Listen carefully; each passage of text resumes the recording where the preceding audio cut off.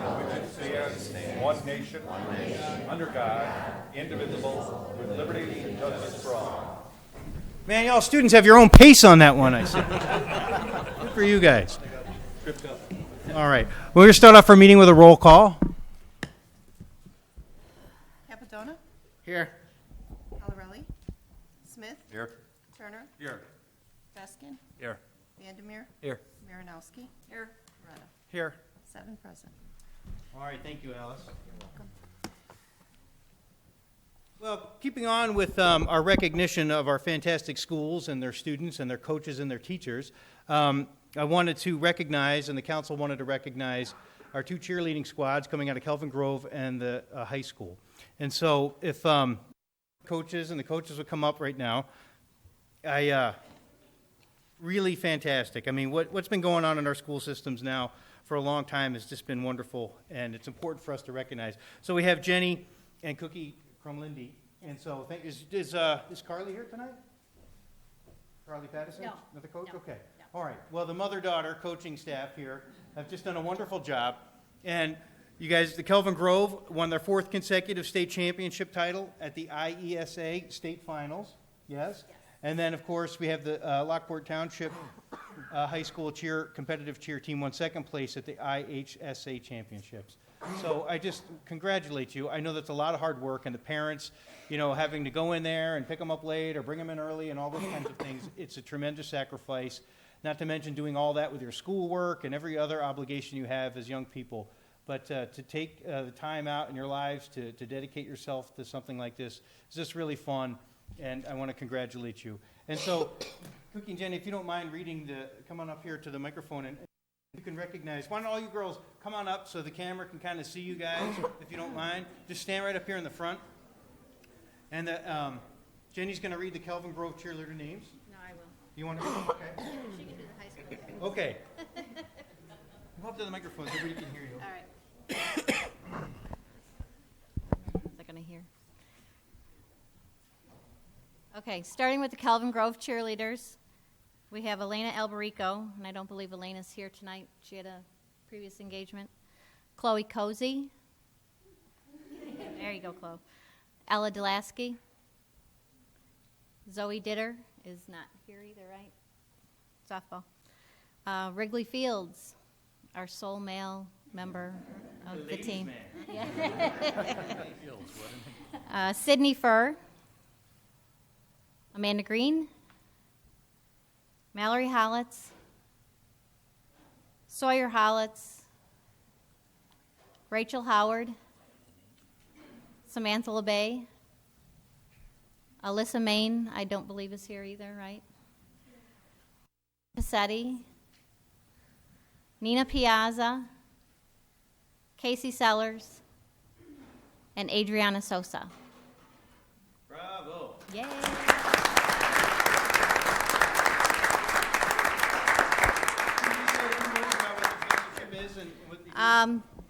We went to the IESA state cheerleading competition. This is, I think, our 13th or 14th year there. We competed against 23 other teams in the small routine division. We placed first out of all the teams that competed at the competition this year. Out of all the divisions, there's a small, medium, and large routine division. Wait a minute, small, medium, large. Like physically small, medium, large? Yes, based on how many people are on the floor. Oh, groups of people, not like all the little people. Yes, Okay. yes. We are the little people. Got it. We are in the small division because we put 12 kids on the floor. And I don't know what else you want me to say. Well, I just This is congratulations, our everyone. fourth, yes, thank you.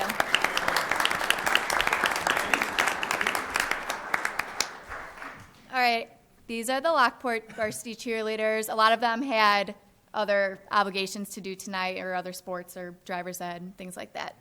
So if I call your name, when I call your name, step forward. We have Melissa Dudek, Krista Guess, she's not here, Mariah Rivera, Kate Reposh, Nikki Callaghan, Justine Selensky, Catherine Clark, Melissa Meter, Kylie Reed, Abby Ryan, Alyssa Scott, Teresa Widensee, Tiffany Williamson, Taylor Balkadis, Nicole Costello, Rachel Janiak, Casey Kirkland, Ashley Krzyzkowski, Allie Maddie, Izzy Piazza, Izzy Van Kuiken, Reagan Reposh, and Hannah Remkes.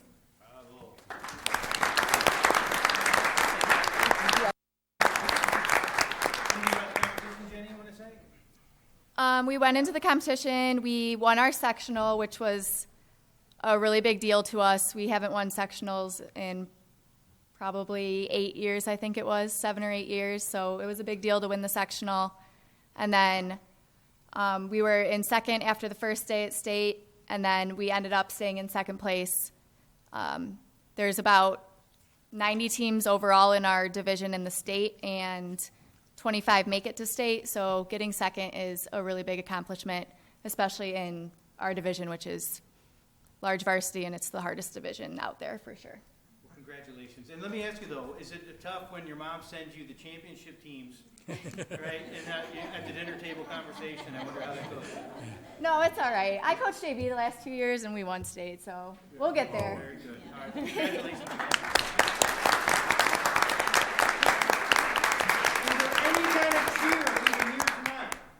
Anything. No cheers. You're all cheered out? I understand. Thank you guys for coming. I appreciate it. Thank you. All right. Thanks for having us.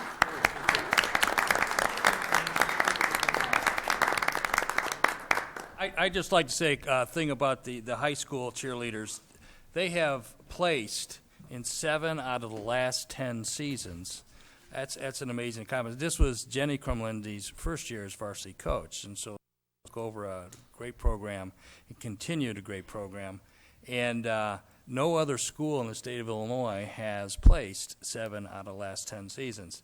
And they got second place. They came in second by 13 1/100ths of a point, which means somebody didn't smile throughout the Funny. Yeah.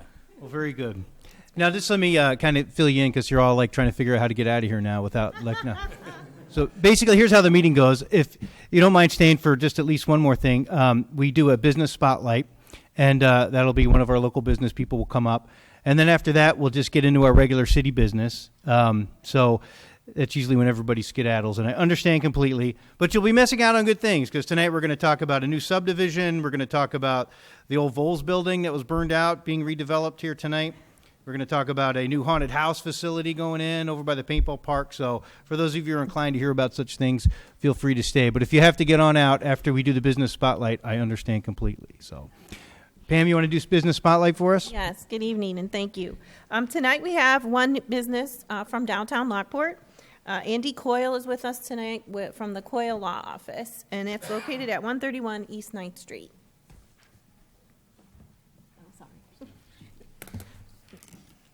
Hello, my name is Andy Coyle, and I own the Coyle Law Office, which is a law practice based downtown Lockport, Katie Corner from City Hall here at 131 East 9th Street.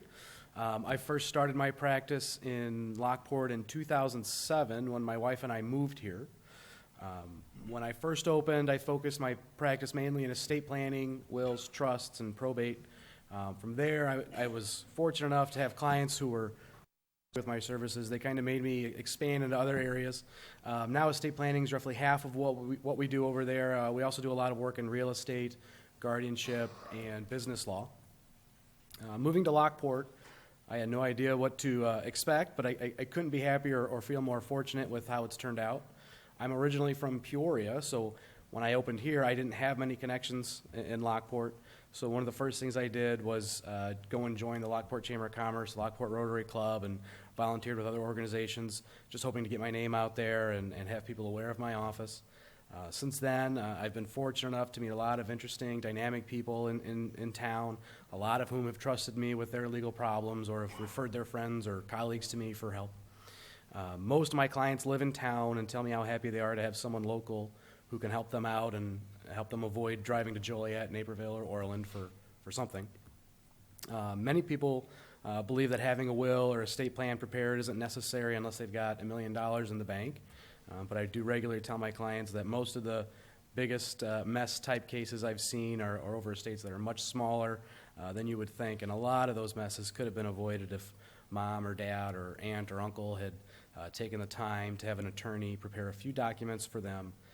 And anyone looking to have their situation reviewed right now can call our office for a free consultation, and we do offer flat fee pricing for most estate plan type work. So if you or someone you know needs something reviewed, or if you're selling your house and need an attorney, we're right in downtown Lockport, and you can call us anytime at 815-838-6199. Very good. Thanks, Andy. And I can say Andy's a good guy. I've known him for quite some time. I haven't used them. My neighbors have, and they've been very pleased. I haven't used them because I never get around to doing the living will thing, which I have to do. I understand. So 815. I know. No, I'm just terrible at getting it done. But no, Andy's a good guy. And you can go across the street to Mangia Pizza, get yourself a calzone, go eat it in front of Andy as you sit in his office for your free consultation. So thanks, Andy. Thanks for coming out tonight. I just say a couple words. Andy, he did our family will just to motivate you and Bob inspire got you it a little done, bit more, yes. Mayor. And he did that a few years ago and some other stuff. So he did a very good job and was very thorough. And he was able to pass the test, and the test was answering all of my wife's questions to the T. He passed. Good job. Thank you. All right, folks. All right, so we're going to go ahead and move on to regular city business now. So no one will be offended if you want to leave, but I understand. So Pam, why don't we take a break as everybody comes out? We'll just get a minute.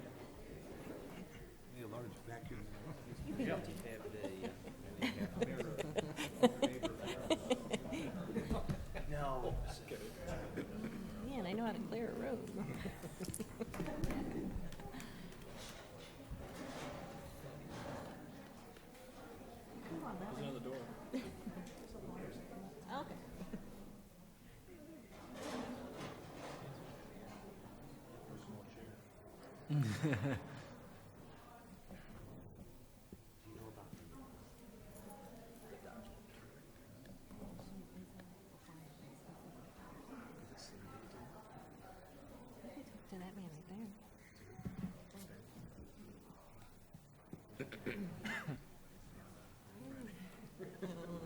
right there. Okay. I'll pass the word.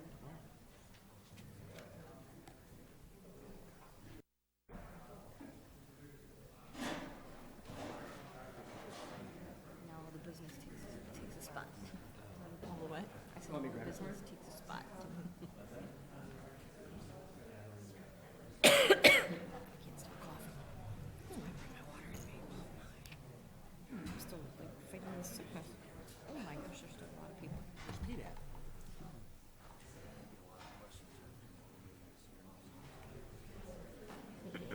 You want to have to come up here now? All right, that's fine. Hey, while we're getting settled, I just want to do something real quick. I'm going to take the meeting out of order just a little bit. I'd like to have Wayne and Colette, are you here?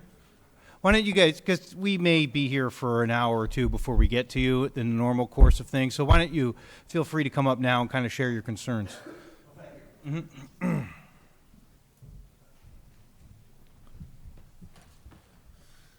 Well, I'm Wayne Vandermeer, and this is my wife, Colette Vandermeer. We live at 14362 Stately Oak Circle in Homer Glen. We have a ML Realty big box building right in back of our house, and I think it's the second or third building that's being built right now.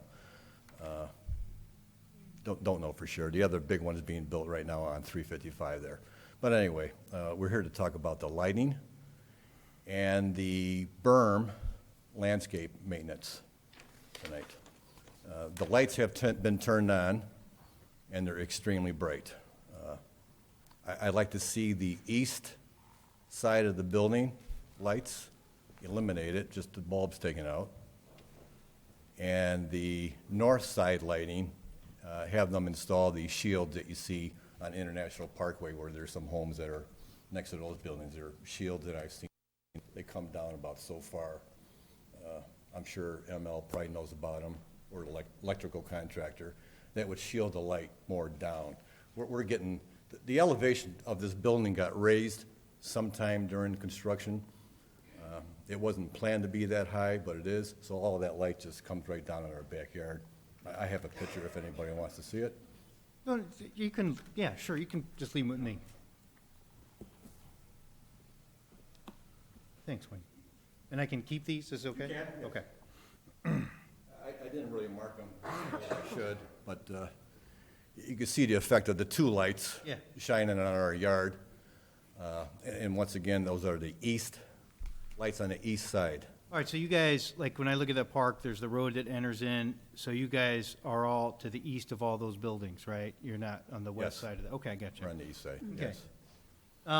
Can you just give your address to Pam one more time, if you don't mind? 14362 Okay. Stately Oak Circle. Well, what we'll do is, I can't imagine they're just gonna take the bulbs out, but maybe there's a way of redirecting things or shielding or doing something differently. But we'll certainly talk to ML Realty and find out, like, if there's anything. Well, like I say, I like to see we can't eliminate all the lights, I understand that. The east side is nothing but grass. So I'd like to see those just totally eliminated. The ones on the north side, which is gonna be probably their parking, if they could shield all of those. Because sitting in our backyard even, it's like being on an airport runway. We just see all these bright lights looking right at us. And I think maybe these shields that I have seen down on International Parkway would probably do the trick. Okay. Well, we'll certainly give them a call this week and see if there's anything we can do to kind of help with that. And then I Okay. also see you got some stuff about the landscape mowing and weed control. Sure. Just to go back to the lighting, the first building that was built, which also is, right in back of Stately Oaks, in that building, if you look at that, they have eliminated the lights. I don't mean take them down, but the light bulbs, because another home is like right there.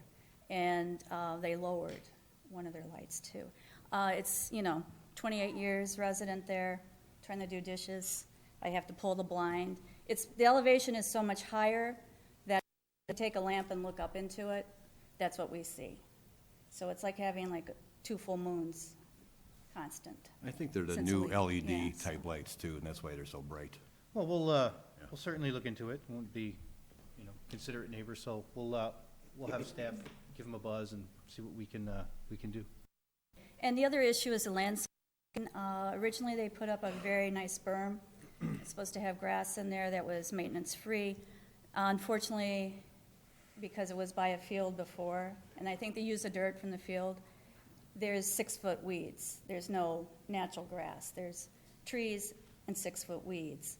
The first year that it was planted and they grew to that, I talked to, I don't remember his name, for weed control, and we spent like the whole summer going back and forth and going through the steps. And a couple of days before the court date, for a simple matter of cutting weeds, 15 minutes, landscaper was there and it was done. Okay. So we ask that, whatever they're going to do to maintain that it be kept in a reasonable amount of time. Sure. On that, so. And, next time, just feel free to, I don't have my card on me. I was gonna say, you can just feel free to call me personally on these things. You don't have to come out here on a Wednesday night. Just call me when you have these issues, so. Okay. They didn't cut it all this last summer now. Okay. I think 6 feet is being kind of lenient. They were probably close to 8 feet high weeds. And our yard is shrinking slowly from this weed growth. And then also, who would I direct things as far as your city ordinances for construction? I called twice and was told, and I'd like to know if this is correct, that a construction company can build from 7 a.m. to 10 p.m. at night, 7 days a week. Pam, do you have any knowledge of that? I know it's 7 a.m., but I think there's different times for each, like for twice- the weekday and then the weekends. I will Because twice we verify that. called. And you can imagine, the building that's been going on there. And this last summer with the dirt flying and such, and 7 days a week is a bit much when you have, a resident sitting there trying to use their pool that's. Well, if there's some weekend times that are out of line, certainly Pam can answer that for you. So, do you have their contact number, at least, Pam, so we can get back to them? Is that correct, that it's 7 to 10 p.m.? I don't know I off the top don't of my know. I know it's 7 a.m., but I don't think it's 'Cause I was told that that straight twice. through. That's a little, we're in the building, and that's a little odd to me, but twice I called and was told that, so. Yeah, I'll verify that for you. Okay, I'm just gonna give him my phone. Okay. They also had a question about Gauger Road and any update on Gauger?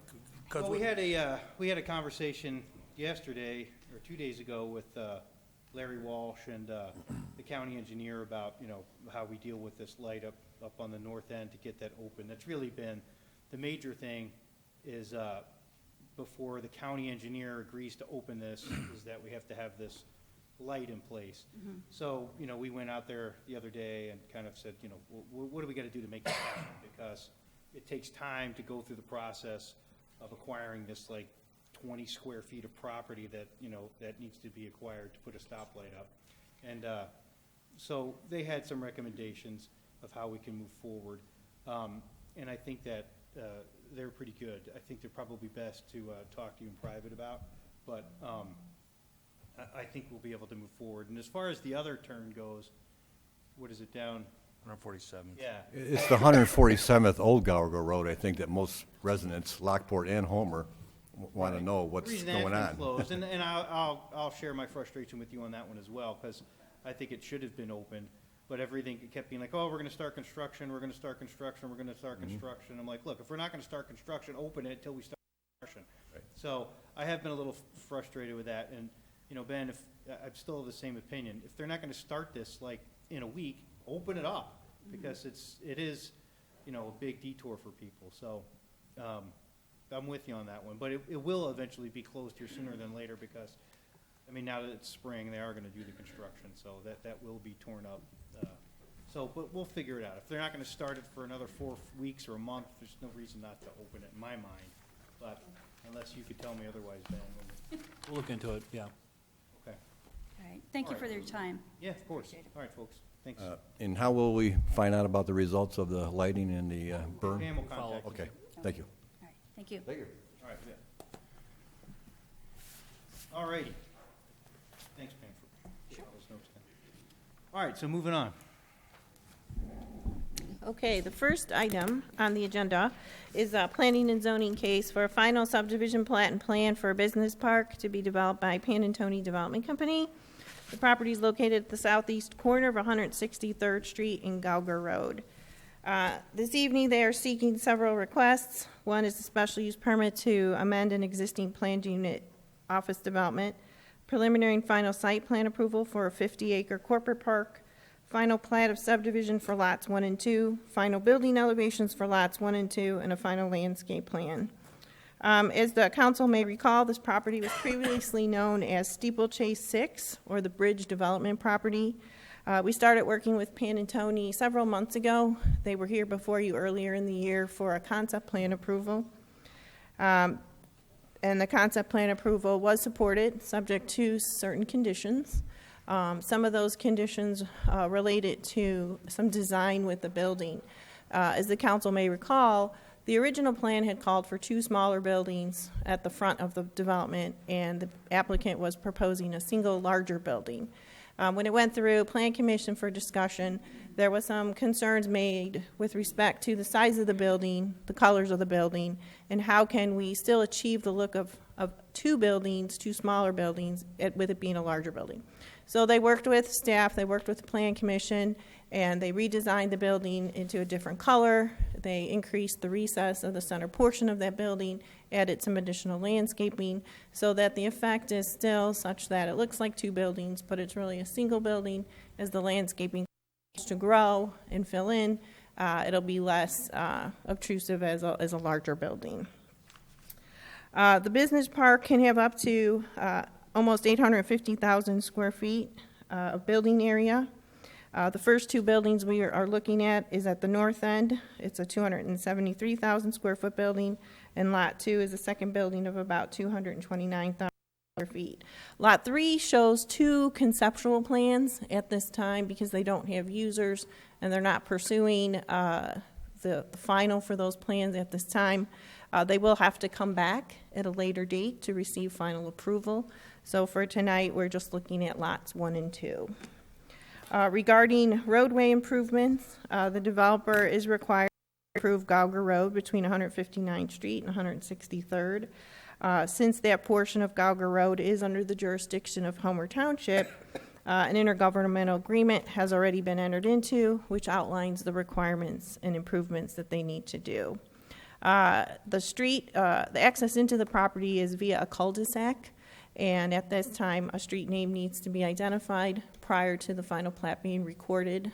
They will need to have that named. The commission raised questions also about the 163rd Street Bridge over I-355 and requested something called a fatigue analysis be performed since at some point the city would be taking over the right-of-way in the future. And the concern was such that, can the design of the bridge accommodate the additional truck traffic now that there's an industrial park going in this location? Based on our discussions with our engineering department, there is an intergovernmental agreement in terms of what kind of obligations the city would have for what portions. My understanding is that the underneath portion of the bridge, or the superstructure, I believe it's called, will always be under the obligation of the state, and that pretty much the top part of the structure will eventually become our responsibility. The bridge has been designed to accommodate the same type of truck traffic that can be accommodated on I-355. So with that being said, there's really no need for a fatigue analysis because all the details regarding that bridge have already been either identified in the intergovernmental agreement and the design is made such that it can accommodate truck traffic appropriately. The commission also raised questions why the developer is not responsible for improving 163rd Street along their frontage of Gauger Road. And again, in speaking with the engineering department and working with them on this, approved the road as maintaining a rural cross-section, meaning no curb and gutter. The only thing the petitioner has to add is a right turn lane into the development. The hearing was conducted at the Plan Commission meeting last week. One resident she spoke supportive of the project. However, she did have some questions, apparently because of her time of owning property nearby and being familiar with the area. She had said that there had been some artifacts that had been found on the site, and I wanted to know what the developer was going to do, which they're here this evening, so I will let them address that. Also with some pollution, noise, flooding on her property from Gauger Road improvements, and then also the name of the public road or the cul-de-sac going into the development. She thought it would be a nice idea if maybe it was named after the original owner of the land who was responsible and credited with inventing the steel plow. So we haven't had a chance to really talk to the developer if that's an option, but it's kind of a neat idea. The annexation agreement, staff is currently working with the petitioner on the amended agreement. That will be forthcoming to the council. And then we anticipate, April 1st, and then we anticipate a public hearing on the annexation agreement April 15th, and assuming all the plans are in order, then we would also present the final development plans for action. So with that being said, we are recommending approval along with the Plan Commission, subject to certain conditions as outlined in your report. There are also some general conditions that have been identified, such as meeting the rooftop mechanical equipment screening requirement. Prior to the City Council taking action, the final engineering plans need to be approved by the city engineer. Prior to start of construction, a financial guarantee for all site improvements in accordance with the city's development code shall be submitted to the engineer for review and approval. And then again, as I explained earlier, the commission added that a fatigue analysis report be submitted. We're including that because that was what they had recommended, as well as the city engineer just needs to clarify whether the city is responsible for damage to 163rd Street caused by the construction vehicles. So I'm going to leave those in, and if there's any discussion, the council, as they see fit, can remove those conditions or pursue additional information as requested. Well, do you want to put this on then as an action item for a future meeting, or do you want to, what are you recommending? Because it sounds like there's a lot of little caveats here. Well, perhaps Russ Whitaker, the attorney for Panantoni, is here this evening. Perhaps he can respond to some of these issues or any questions or concerns that you might have. Okay. Good evening. Russ Whitaker. I'm an attorney at the law firm of Rosenova and Whitaker, 30 West Jefferson Street, Suite 200 in Naperville. Was here before you, as Pam mentioned a couple months ago, for presentation and approval of concept plans. So Pam's kind of walked through everything in detail, so I don't know that there's necessarily a need for me to walk through a full presentation or slideshow, but just a couple of things to touch on. Pam identified the site. Depictions here kind of show where we came from, where we went with the concept plan approval. So we have the old 2007 plan on the left-hand side. We've got the concept plan that was approved on the right-hand side. As we move on, here we've got the final development plan that's being presented this evening. The final development plan, and as we focus in on lots 1 and 2, matches almost exactly to what was approved in concept. As Pam had mentioned, there were some conditions placed on the concept plan approval, increase the recess, change some colors, do some additional landscaping, look at the berming. We've done all of those things. I think we've been responsive to pretty much everything that's been requested, and the plans that are before you tonight reflect that. So for overall plan approval in concept with respect to the site plan, object here is that Panattoni would buy the entire site from the existing investor.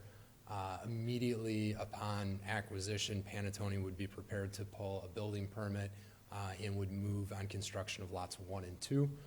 Those are the buildings that we're seeking final approval for today. Again, we discussed a concept plan approval. There's a prospective tenant that we're targeting for that building 1 and hope to be able to land them as we enter summer and fall towards completion of a building. Building 2 is more speculative in nature, but it makes sense to go forward with both of them, given the extensive public improvements that are associated with the project. Lot 3, or buildings 3 and 4, would be completed at some future date, sort of as time dictated, depending on leasing or sales of the first 2 buildings. We discussed, and real quickly, one of the discussions from the Planning Commission was sort of the color palette that was chosen before. When we were before you last time, everything was kind of gray, blue, and white, and was deemed a little bit stark. So what we've done is gone back and added in sort of earth tone colors, kind of soften the appeal, make it fit more within the natural landscape. General building elevation looks the same. Here you can see the elevation of the opposite 163rd Street. So the intersection in front of you would be the exit from the residential subdivision. It's a residential subdivision that's immediately north of the subject property. There is a berm that I believe gets up to 7 foot tall. Relative to where we're looking from here, you can see that berm in front of you, and you can see the plantings along that berm. I didn't go back and look at my notes, but I think I'd counted a summary of 100 or 200 trees, something like that, when we had gone through the concept plan process. So significant landscape installed along that frontage. Really the only break in the berm being an emergency access. That would be a paver block to provide a second point of access in the event that the cul-de-sac is blocked and we need emergency access. So I think we've been responsive to everything from a building elevation standpoint. This is an elevation of building 2. Same kind of color palette, a little bit different on the elevation front, just to provide some variation through the park. Concept is that these 2 plans would serve the palette for buildings 3 and 4. When we were ready to move forward with that, we would come back with final plans. We'd look at these elevations, something that was complementary in nature. The other thing I would just like to add to that the council may notice is that there was a trail, the Veterans Memorial Trail, which was originally shown on the concept plan as along the west property line. Well, at the time after the approval of the concept plan and further discussions that our city engineer had with the people in charge of that trail, it was determined that there would be enough room to move it off the property and put it into the tollway right-of-way. So what we decided with the applicant is that we would take a cash contribution for what it would cost to install the path. And this way, then, the path would be installed there, and we could use that money for other connections in the path system. And So just, if we take cash, we're gonna make a path, though? Yeah, it'll be installed, but it'll be installed in the state right of way. And then we can use some of that cash to also sections where some might be missing. What's the timeline for the bike path to be built approximately? And I don't know. That's why I Amy's asked. not here. Amy has filed a grant application to connect to the other existing Veterans Memorial path, so it'll connect with that. I mean, that was the other thing, is you really kind of had a bike path going to nowhere sometimes on some of these developments, but it was part of the development agreement in the past. So we decided that if we took the cash in lieu of the path in the development, we could connect to that other one. So not only will we get cash, but we'll be able to match that with grant dollars to even have a better extension or fill in other gaps within that already proposed bike path in the region. Thank you. and we very graciously agreed to provide the full amount that would have cost us to install the path. So, I mean, the village is kind of leveraging those dollars with the grant funds. So where we would have built the length of path across this property, you're now going to end up with double, triple that. So, you know, I think the other consideration was from Ms. Zilke. I'm probably botching the last name. I had an extended conversation with her after the meeting. Learned a lot about some Lockport heritage, and Mr. John Lane. We've had subsequent discussions with our team. We had already settled on, I believe it is 355 Corporate Park as the name for the business center. There was some conversation about whether that needed to change. That is going to stay stagnant. However, we have agreed that John Lane Crossing would be an appropriate name for the road. Fantastic. If in fact that was agreeable from village staff and sort of naming frameworks of the village. So that's, from our perspective, a done deal. It's just a matter of getting it formally approved from the village, staff and post office and whatnot. So I think that kind of comes to the table, and I think hopefully there's an opportunity to work with Ms. Zelke on some of the other things that she's trying to do on the nearby property. So with that, I don't know that there's a whole lot else that I would offer. With respect to additions, we agree with staff that there's no need to conduct a fatigue analysis. That's sort of an extraordinary request. It's not something that I've ever seen in time of doing this type of work. It's not an improvement that we think we will have any negative impact on. Certainly, when you're building bridges over a 355 extension, consideration is made for those to support the truck traffic that is idealized to be generated off of 355. So we think that that's well covered, and that's been sort of worked out with staff since the Plan Commission meeting. And then also with respect to the 163rd Street improvements, we will be undertaking, again, extraordinary public improvements with respect to this project. We will be improving Gauger Road at significant expense, and we will be bringing utilities from significantly south of the property. I should have looked back and identified exactly where they were coming from, but I would venture to say they're probably thousands of feet south of the development in terms of sanitary. I believe it's sanitary that's coming from the south, and then water that's coming opposite 355 also. So there are extraordinary public improvement costs already on this project. We're not in the position right now where we're ready to accept additional public improvement costs. We did meet with the village a number of weeks ago in discussion of annexation agreement terms. Those terms have remained relatively stagnant. I think when the annexation agreement was originally written, it was kind of done in a hurried fashion and was being done with a lot of the other steeplechase sites, sort of narrow for the development at question here. But in association with doing that, we have picked up other obligations too that were not made part of that original annexation agreement. For example, there's been a request for a contribution towards future streetlight at Gauger, and that's something that we've said, you know what, that makes sense. We understand that we're going to have impact there, and we will go ahead. We'll make a contribution, discuss the kind of the timing of the contribution and work that out. But with the Gauger Road improvements, with future contribution to that streetlight, with contribution for the path system, with the extraordinary extensions of public utilities across 355, we're kind of at the point where we're tapped out, and additional improvements to 163rd from our perspective aren't really on the table right now. With that, I'd be happy to answer any questions you have. Excited to keep moving. We've got final engineering plans in for review with city staff, and I think, frankly, we'd like to be out getting active on a site in probably May. I just have a question. Have you had lunch with the developer that's going to be diagonal across Tandem. I couldn't Yeah, remember that name. I have not. Well, I'm just have lunch means have you all met? Yeah, no. I joke, but Jason, who's the head of the team for Panettone, was unable to be here. He had a family vacation that he's on right now. Jason does know the folks at Tandem. They have had some conversations already, gone back and forth with respect to cost sharing and some other stuff on Gauger Road. That stuff's been incorporated into the annexation agreement also. So those discussions have absolutely occurred. Because it only makes sense since we have two developments 6 months apart from each other. And Pam, if you're coordinating the talks between them for the improvements to Gauger Road and 163rd, then I think then I'm okay with it then.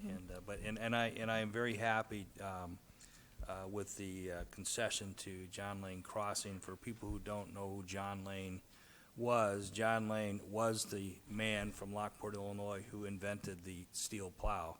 He didn't invent the self-scouring steel plow, but John Deere stole John Lane's idea and made it into, at least that was John Lane's. Ironically, the corporate center that's moving here is John Deere, right? Oh. No? Okay, all right. That'd be great, 'cause my son's an engineer for him. But I'm glad, I'm happy with that name, John Lane, yeah. Any other questions, concerns, I thoughts? do, yeah. The fatigue analysis was put in and requested, and I know that staff is saying and the engineer has said that the bridge was made to hold the truck traffic. I find it difficult to believe that that bridge was made to sustain the exact same kind of traffic as on 355, because that wasn't the kind of traffic. But now we're going to have trucks coming for two different developments over that bridge. So I would like to know for sure that that kind of traffic, that bridge can hold it. I mean, we're going to get a lot more truck traffic on that. And I'm not saying that you should pay for a fatigue study. I just want to, I know that the commissioner that requested this was pretty adamant that he felt it needed to be done, and he's an architect, so, I'm just, saying that I would like to make sure that with that volume of new truck traffic, that bridge really will, hold it. And on 163rd, it's fine that you don't, need any more expense, but it was asked who was responsible, and was that street constructed for that kind, for truck traffic? I mean, is it gonna start falling apart in 2 years because, it was just really designed for cars? Is really, what I'm interested in. Yes, and Who pays for it? Whose Right. street is it? and both of those are engineering issues. So with Amy here, I mean, I would have deferred to her on your questions. I'm not sure. I know Joe Finley's here. Perhaps he might be able to weigh in. I did speak to Amy, and we had talked to our engineering bridge inspectors, Willett Hoffman, and we were informed that those bridges over the highway are all built to the same heavy standard that the 355 is built for. I don't believe a separate study or evaluation of that bridge is necessary. The only thing I don't have an answer for is in regards to the street being built. But if they're being built to the city standards, they're pretty robust and should hold up fine under these conditions, just like the other streets that are north of there. The petitioners are agreeing to also put those deposits in regards to a signal in the future. Tandem will also be making an investment in that. So all the developments that are popping up around these intersections are being asked to contribute dollars that we can apply towards grant funding. We can usually get grant funding 80-20 on the signal improvements, and so the money we're getting from them, $50,000, $100,000, depending on the individual petitioners, allow us to cover all of our costs in putting those signals in once they're warranted. Was that section of 163rd our street? It's not Homer Glen? Oh, it's ours. No, it's not Homer Glen. Okay. Anybody else? Yes, I do, yes. Looking at this, we're looking at number 4. Lot 4, that would be our drainage detention easement. At what point is that being constructed? Yes, that would be part of the initial improvements to the site. So what's going to happen is we're going to go in and we're going to do all of the site infrastructure work. So that the roadway serving the entire development is going to be completed. The mass grading for all 50 acres is going to be completed. The detention facility is going to be completed. All of the utilities are completed. So, it's sort of a unique situation, right? Because we've got all of this upfront cost, and they're being extraordinary as a result of the offsite improvements. We've only got half of the development going in to pay for it. So there's some risk being undertaken here associated with the development, and then but everything will be installed up front, and then you basically have buildings 3 and building 4 being ready to go at that point in time. You would come in, and we'd need to do a subdivision plat to divide lot 3, get a site plan approval, which is going to be consistent with the final PUD plat that's already been approved, and then really do building elevation. So it'll be a very simple process once you look to go 3 and 4, and it'll just be a building permit with very, very little site work left to do. Okay. The next concern I have is, being you're going to do all this grading, obviously you're going to scrape all the black dirt. Do you plan on keeping that on site? That's a good question. I don't know. Frankly, I don't know the answer to that. I'd have to ask an engineer. I mean, at the end of the day, we're not getting final approvals here tonight, so I'll certainly follow up with you on that. I wish you would, please, yeah. Yep. You need backfill there, Brian? Well, no, my concern is, no. My concern is that, with developments that we often scrape our dirt and then we leave the piles there for how long that happens to be. And the problem with that then is the weeds that happen to grow on that, tends to be neglected. It seems like it's an ongoing battle then once that happens. So my thought is to not have any dirt on that site standing there until needed. I agree there needs to be a certain time that you do need some dirt, but I think the long term for that is not to have any dirt on that site with any amounts of dirt. Yeah, and this is going to get into balancing of a site and the clay and the topsoil and sort of what's out there and how the site's been designed. And frankly, I don't know. I will follow up with you on that, but I can say that they will need black dirt I to understand finish it. the site. So I there's do understand it. some portion that would probably need to stay. I think what we could probably talk about, and we would probably be leaving some portion to respread on lots 3 and 4. Not a whole lot of area, so I don't know how much is required. Mm-hmm. We haven't requested anything in the annexation agreement. We're not operating like a topsoil stockpile out there. We're not bringing customers in to buy topsoil. There's nothing like that. No. But if there is a small amount to remain on site, maybe we discuss stabilization of it or something like that. I think we need to work something out. So I think we need to have a good dialogue with the staff on that. Okay. So I think that needs to be covered. I just have one question. You were talking about water retention, and the minute that you pour concrete for the flooring, you're going to need water retention because water's not going to go anywhere through the concrete. So will it be completed for that, or will it? Yeah, all of the detention for the entire 50 acres will be installed prior to there ever being an occupancy permit on one building. Okay. I forgot one question. Since we had the gentleman about the lighting, and I didn't notice is your lighting going to be down so we won't have the residents across? We don't have any residents right across the street, so that's good news.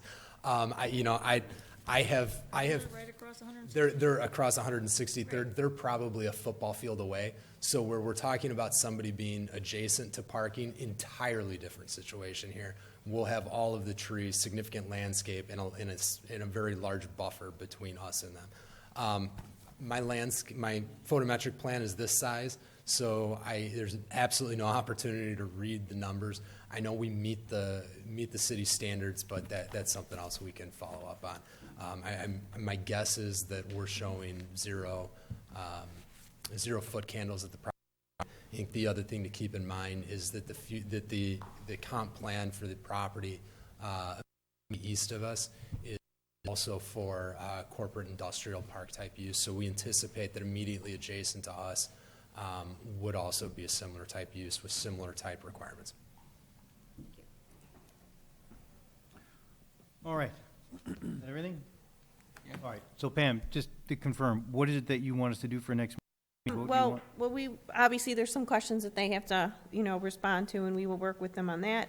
But the request would be direction of place on the city council for April 15th for action, and this is provided that the annexation agreement can also be considered at that same meeting. Okay. Well, I recommend we put it on as an action item so we can ask questions at the time. Okay. So, we good with that? Okay. It's an action item. So I'm sorry, can I just ask a point of clarification there? So are we back with at the committee of the whole on the 1st and then final action on it on the 15th? Okay. Great. Thank you so much for your time and consideration tonight. Okay. Thanks. All righty.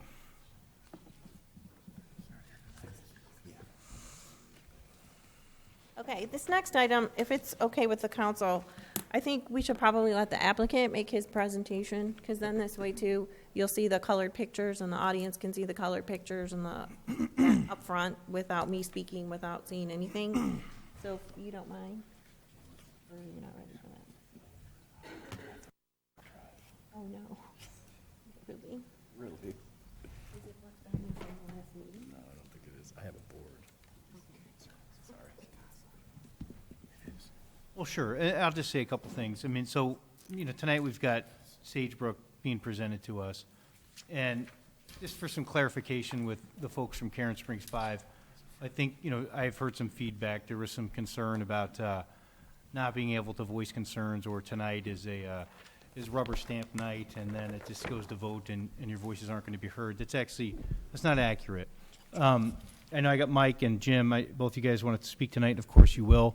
But whatever happens here tonight, I want to make sure that you understand that this doesn't have to go to vote next meeting. In fact, I'm going to recommend that we actually go to another committee of the whole, so that way, in case any questions or concerns that you felt haven't been addressed, can be addressed. So this wouldn't be voted on until the 15th.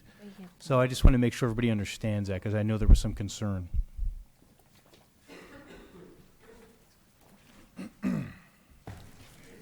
Good evening. Right there, Matt.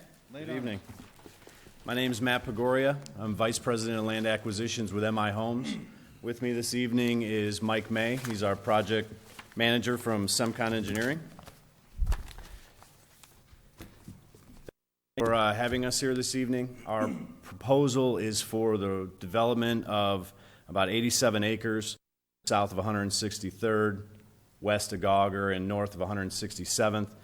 It's historically known as Karen Spring 5. We are referring to it as Sagebrook.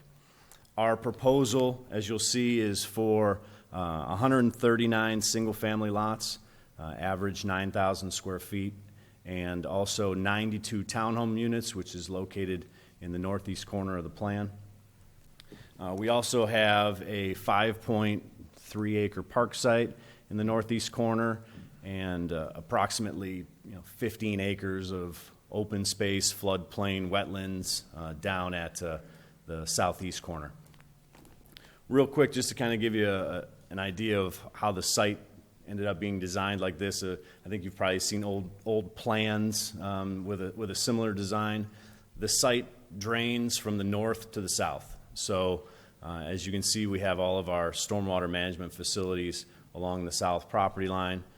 As we heard last week at the Planning Commission meeting, some of the nearby residents had complained about some flooding in what would be our west corner.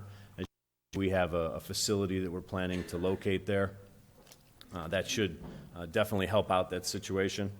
We are proposing entrances off of 163rd and off of Gauger. We will also be connecting Avenue in the Karen Springs subdivision to allow them ingress and egress through our entrances. The product that we're proposing here is the single family would have a minimum square footage on the 2 stories of 2,200 square feet. Our ranch units would have a minimum size of 1,800 square feet, and the townhomes would have a minimum of 1,200 square feet.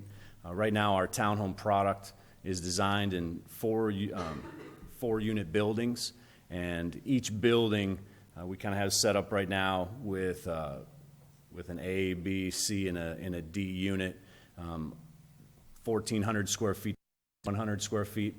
One of those units in each building we're hoping to develop as a first floor master. It will all be maintenance free. All the townhomes and the single families all have 2-car garages. At the Plan Commission meeting, the neighboring residents from Karen Springs had raised several concerns. I just kind of want to bring those up and kind of address those before we go any further. They had talked about the location of the proposed park site. They had talked about the style of our stormwater management facilities, and they also had talked about our architecture, primarily the use of vinyl. We have, I believe, a representative from Karen Springs had met with the Park District. I'm sure you'll hear later. Had met with the Park District. We subsequently met earlier this week about the location and kind of the development of that park site. The Park District has some concerns about, let me digress for a minute. The residents wanted to see the park site located closer to the existing Karen Springs subdivision versus in the northeast corner of the site. The Park District had some concerns about locating a park of this size next to an existing neighborhood based on complaints and really kind of the fact that it would limit their programming, lighting and stuff of this park site. They also had concerns about locating it next to a detention facility, which is going to be required in that southwest corner of the site. And they also had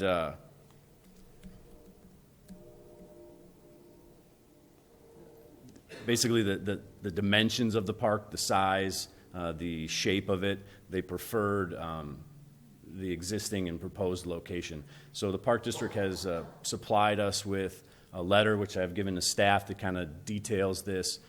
The positive about this meeting is we also had a chance to talk to them about the overall development of this park site. And what we find to be very positive is the fact that we are going to, via our land cash obligations, not only dedicate the land, but there will be a cash obligation as well. And the Park District is going to design the park up front. They are going to construct the on-park improvements up front, and we're merely going to finance that. So instead of us building it for them, they're going to manage the actual development of that park site. So hopefully, as we are starting development of the single family and townhomes, they'll be in doing the development of the park site to get that up front. The residents had kind of raised the style of the ponds.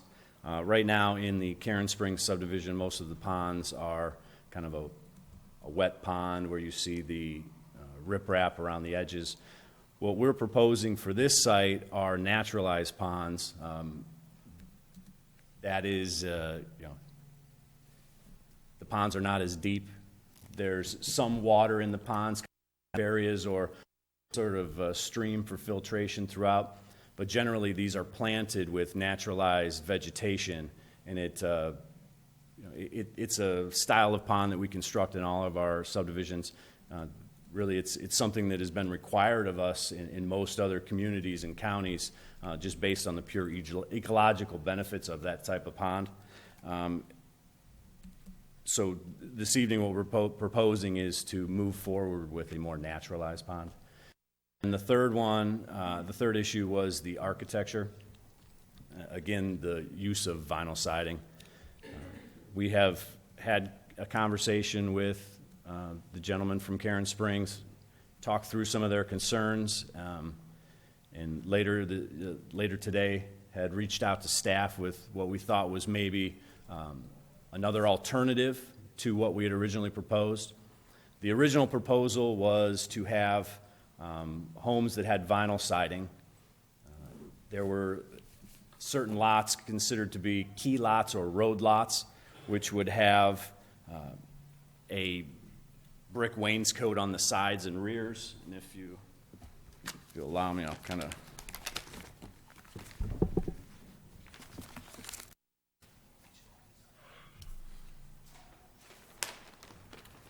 This is just a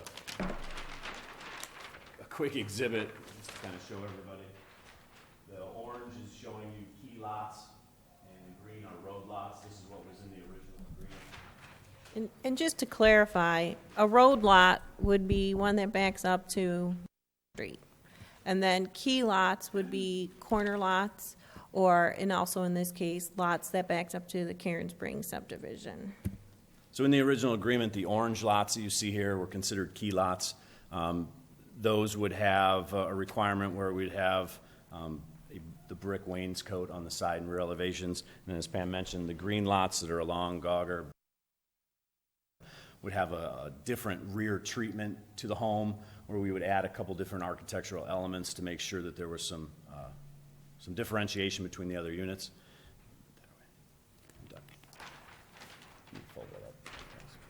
And then our proposal, instead of doing that, was, if it was something that the city would prefer, we would eliminate the use of vinyl siding on our single-family homes, and we propose to do all hardy. With the hardy, there's also a 3-inch trim piece that goes around all the windows. That would give it a different look, and I think would address maybe some of the residents' concerns about higher quality materials. With that proposal, we would suggest that there are no designations of key lots, road lots, because we would be increasing the materials from vinyl to hardy. And again, to clarify, hardy is hardy board or hardy plank. What it is it's a cement fiber material that's designed to look and feel like cedar siding, but without the maintenance responsibility. In crafting various design and development guidelines in my previous life, that had always been included as an upgrade option for a more superior material. So in essence, when they were originally going to propose all the vinyl, they had made some concessions with respect to the key lots and the road lots. And with this now upgrade with the hardy board, the nature of the material and the quality of the material, and the fact that with it comes now, instead of having windows like in a vinyl siding situation where they look more recessed and undefined, you're going to get a nice trim, which again is going to add another upgraded looking architectural feature. I think that's a good compromise. Met with Pam on Friday, and that was one of the items that I recommended to be considered, so I'm glad you're going with the hardy plank. And it's just a suggestion, if that's something, there's kind of two alternatives, whichever you prefer. Any other questions for now? I just have, I like the thing, except the explanation that I've heard about the flipping of the park site that the Park District wants versus the park site that really makes sense, which is an open space area in between the two. I really don't care if the Park District wants to put it in one place versus another. They get a park. What difference does it make where we put it? And why not put it in an open space area that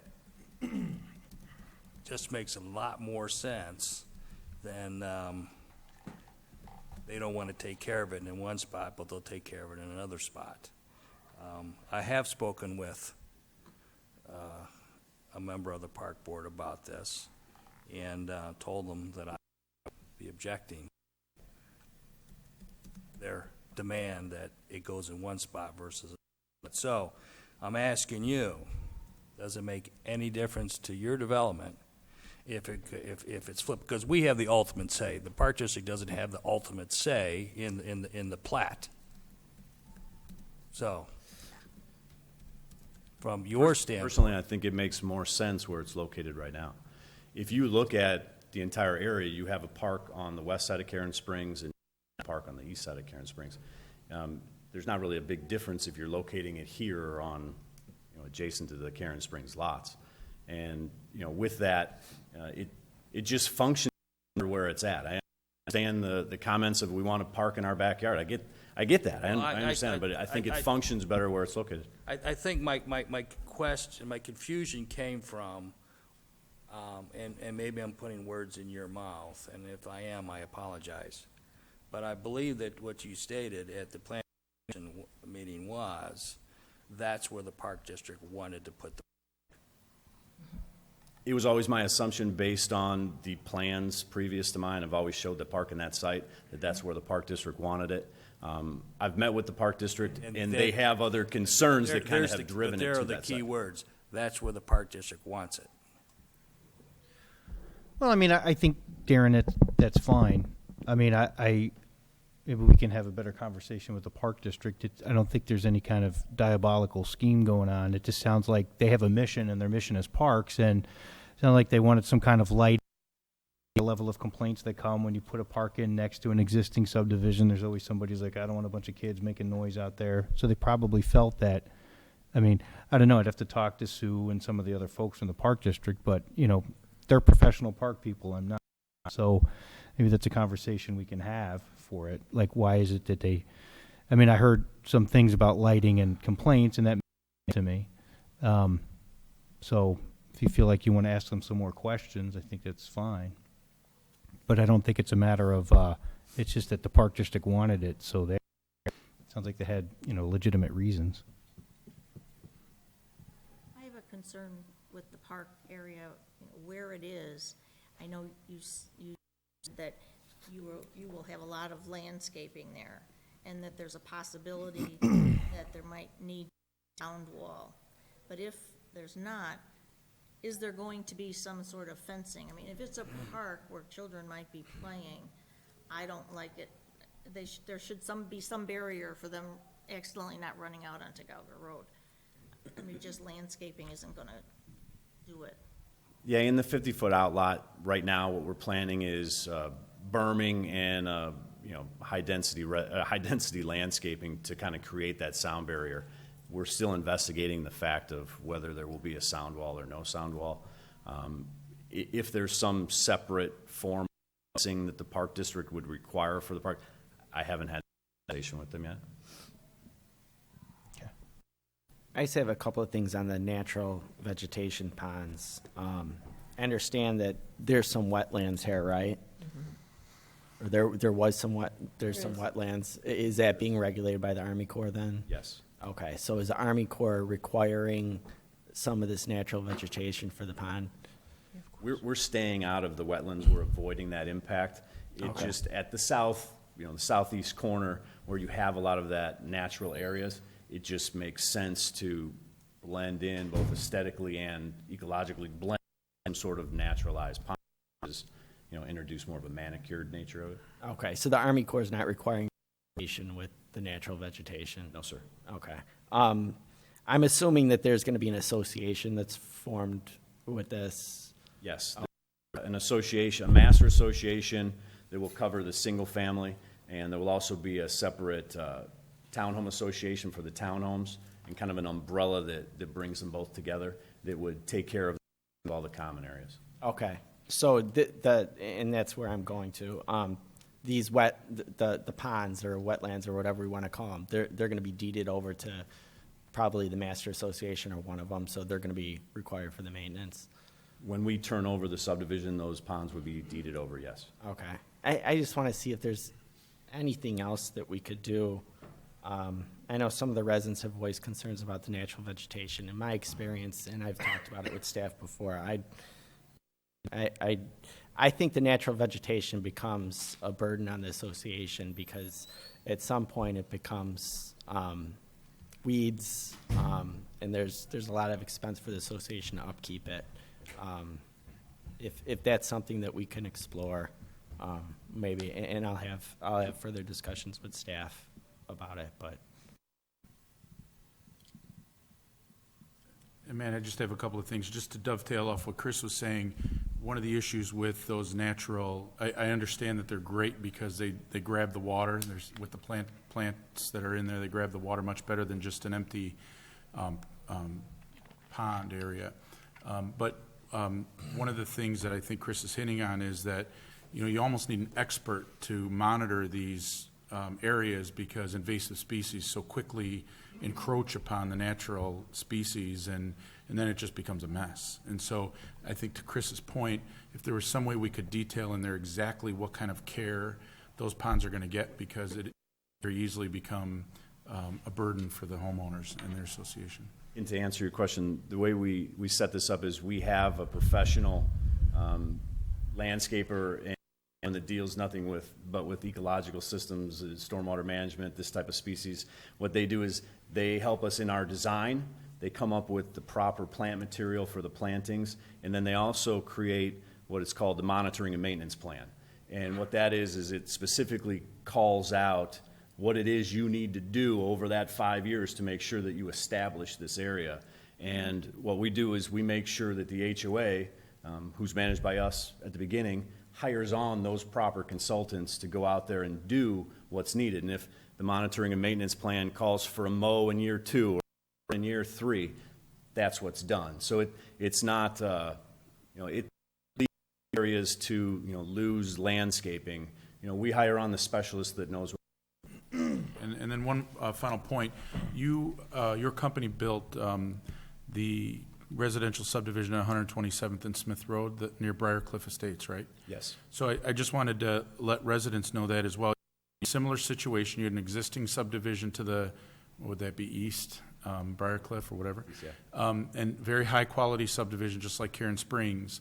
And you were challenged as a company to develop something that was consistent with that development and didn't decrease the quality of the area in general. So I just want to point residents in that direction if you want to take a spin through those areas. I think one of your homes actually was highlighted in an environmental show. Didn't you build a green home or something there? You might not know about that. But I remember hearing something about some sort of HGTV or something highlighting one of the residences built in there as a green, either a Leeds home or something along those lines. So we've been on several programs like that based on how we actually design our homes. In this area would probably have the lowest HERS scores, which kind of details how your house wrap, the ceiling of your windows, the ceiling of the ducts, the efficiency really of your home. And there really isn't much of a comparison to most other builders to what it is that we do. Yeah, so I have a comment. Looks to be a nice build out, so looks good so far. To go off to the last two comments, I had 2 written down here in my notes for ponds and natural plantings. I'm not really familiar with that type of situation. I don't know how many those we actually have in the city. Seems like we usually have detention or retention. So it's a little confusing for me, but I'll talk to staff a little bit more in detail to better understand that too, what was explained. But my concern, just thinking what you had just said or what was mentioned, was the maintenance of this.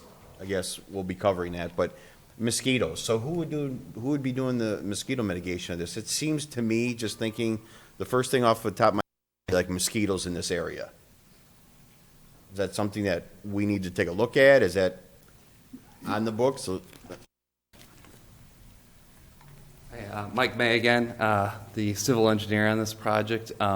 I'd like to speak to some of those questions on the native plant material from both kind of a professional and personal level, because I live next to natural detention. And I've designed many natural detention facilities, which, as Matt pointed out, generally require now in Kane and DuPage County especially. Generally, what I have actually found from natural detention that is properly maintained, number one, there was a question about maintenance. My pond right next to the spot is now in its 9th year, and the maintenance on it last year was just mowing, which actually the cost of that versus a mowing weekly, just a turf slope pond is actually significant less. And Mike Pubin's the Public Works Director for my village of Montgomery, has done a complete study on this. They now require all their facilities to be natural detention, and the village takes management of every facility and then places an SSA subdivision, so we pay for it. And my SSA has actually gone down significantly, and the cost now, well established, it basically is self-sustaining. Like I said, they just did one burning last year, and that was it for maintenance.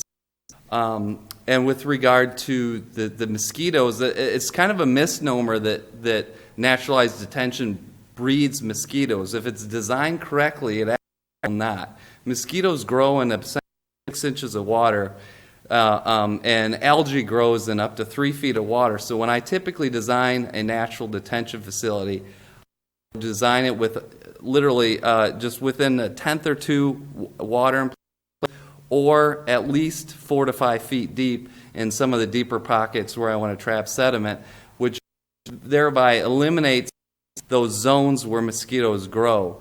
And the other thing that I've really found that natural detention from both a personal level for the facility next to me is it actually brings a lot of the songbirds back and a lot of frogs and other creatures that actually eat the mosquitoes. And I can safely say that I've been in my residence for years now, and I have not had a mosquito problem at all. We really enjoy our backyard and my children because of that, because we don't really even have a bug problem. We have actually more of a frog and coyote and everything else problem. We do not have a mosquito problem, which I'm fortunate to have. And like I said, it's actually a much lower maintenance facility. The native plants do eventually take over. Now, it is very intensive, and it's more expensive up front. In those first 3 to 5 and sometimes up into 6 and 7 years, it's more intensive on the maintenance.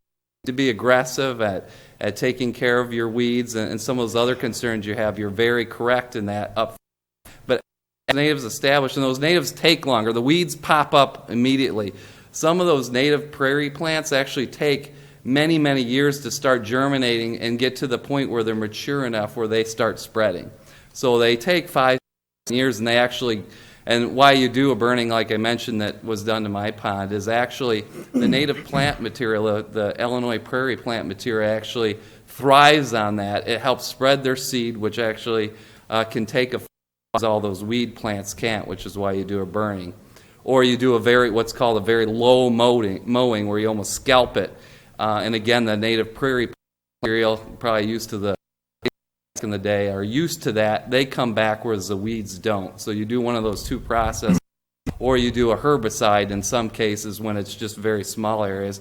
But you have to be fairly intensive and aggressive for those first 3 to 5 and maybe even up to 6, 7 years. But usually by the 8th to 10th year, if it's done properly and designed properly, it becomes a very low maintenance, almost self-sustaining system. Where you, like I said, every couple of years, every 3 years, you might have to do a burning, and that's it, which is significantly cheaper than doing a mowing. Thank you. And I think that's probably the one thing that, Matt,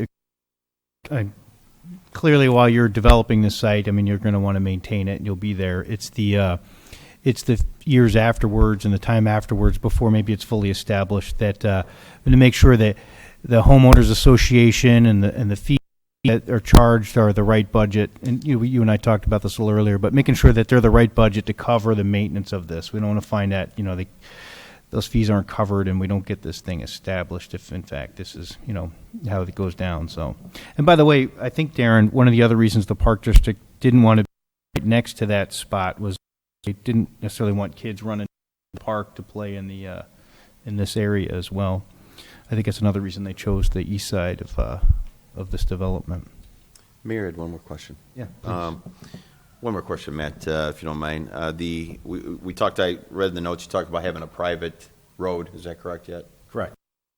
Which is the oval area. Yes. I believe that's where the townhomes would be. My concern looking at this was the entranceway to the private road. Maybe we can hear from our Public Works Director. Maybe the clarity on snowplow. Looks like there's a big roadway entrance, and that actually came up, and what we're going to do is we're going to extend out the private designation basically to the entrance. So that entire entrance to the townhome community will be part of the townhome community. So in other words, you're going to take care of all the way to the stub You'll connection. just come in on the snowplow will just come in on the main drive. Thank you. So I do have a comment. So I live in a subdivision, Cedar Ridge, kind of on the east side, and we have the more natural vegetative, as opposed to just we have both. We have the, kind of vegetation as well as the big ponds, and I'm no expert, right? I mean, there's a civil engineer weighing in, which is much more than me, but the complaints I've heard about costs within our association are really related to pond aeration and fountains. We've had some issues, fountains have had to be whatever. We do, we're still a relatively new subdivision. We do an annual burn, and, it's been a part of our association dues since I've been there, since everybody's been there. And I think at this point, we just assume that's part of the cost of living there, and I never hear any complaints about it. The complaints we do have, like I said, are really on the more natural style, where what do we have, 3 fountains? And every time those things go out, it's like a couple $1,000. And so that's where I hear actual complaints. This isn't a fountain thing, though. Yeah. No, it's not. That's what I'm saying is the Correct. type that we have a mix, but the type that they're going for is actually, I would say, if you ask people in the division, probably more that than what I think the alternative would be. So I don't, again, this is just my personal experience. I'm not an expert, but I don't have an issue with your type of proposal at all. I think it fits very well. Yeah, and I think, like you said, as long as there's a plan, it's communicated well, and there's a plan in place. My experience with it is, in my development in Hawthorne Preserves, we had a developer that we had that same style. He was out in 4 years, I think. He was foreclosed on. The development was half finished, and there's no plan in place. We didn't know what to do with it as residents. And the weeds took over the native vegetation, and we had lots that were, the development was half finished, so there's vacant lots. So it just spread everywhere. It spread to the vacant lots. It spread to the big dirt pile that was still there. It spread to our lawns, and it's unsightly, and it's still unsightly. It's beginning to be managed a little bit more, but there's no plan in place. So if I would just want to make sure that there is a plan in place, it's communicated well, the residents know about it, the association knows about it, and that all the expenditures that are going to be needed are thought out beforehand. To your point, we actually in our homeowner association declarations have an exhibit. It's almost an informational brochure that's part of every declaration that everyone gets, that goes through what it is these ponds are, what they're about, how you maintain them, what you do, what you can expect to see over the few years. The project we've done in the Chicago area has been a naturalized pond, and over time we've gotten, I think, better at what it is that we do, and now we know that we have to have all of this stuff set up, and it has to translate and transition into the HOA properly, like you're saying. And we have these programs in place to ensure that these get maintained for the long haul.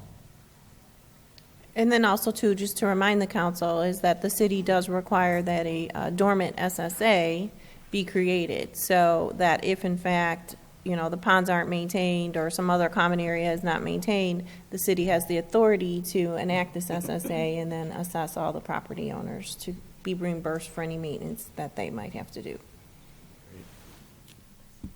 The entrance of the off of Gauger Road, exiting the subdivision going on to Gauger, there'll be enough room for cars to turn left going north, and at the same time enough room for cars to turn right. Because during our rush hour, a lot of the cars back up from Division going north, so it might be difficult for a lot of that traffic to get in and out of the subdivision. Yeah, and with the improvements that are going to be happening at that intersection, I think that's going to help that situation out. And as we get into final engineering, we'll dive into some of the more geometric stuff of that intersection. But right now, we feel, and I think, not to put words in their mouth, but I think the engineers that have been reviewing this feel that the existing section is adequate to serve the site. Even cars north on Gauger turning left into there, if there's a lot of traffic around 4, 5:30 in the afternoon, it might be difficult to turn left into that particular entrance of the And- But subdivision. we're planning two really lights. They're a light at 167th and eventually a light at 163rd. When they're installed, they're going to ease that I think, flowing of turning in and out, just because you'll have stopping. Right, and actually, that issue did come up at the Plan Commission meeting. There was some concern about what the queuing would be for people turning right or left the subdivision from that intersection. And I think what the comment was is that the applicant should look at perhaps maybe relocating that entrance up to maybe the next street, or the next street, to see if there's a way to create a greater distance so that there wouldn't be a stacking issue. So I believe you have to look into that. And we'll take a look at that. You start getting in some distance issues as you have kind of the overpass There's a that comes through grading there. of Gauger that Correct. elevates to make it difficult to go further north for that particular entrance. All right, anything, I've got a few residents that wanted to speak as well with some questions. Anything else up here from the council just yet? No, but I think your elevations look nice. Thank you. All right, a couple residents want to speak. You got Mike Holmes and Jim Whoever wants to go first, come on up.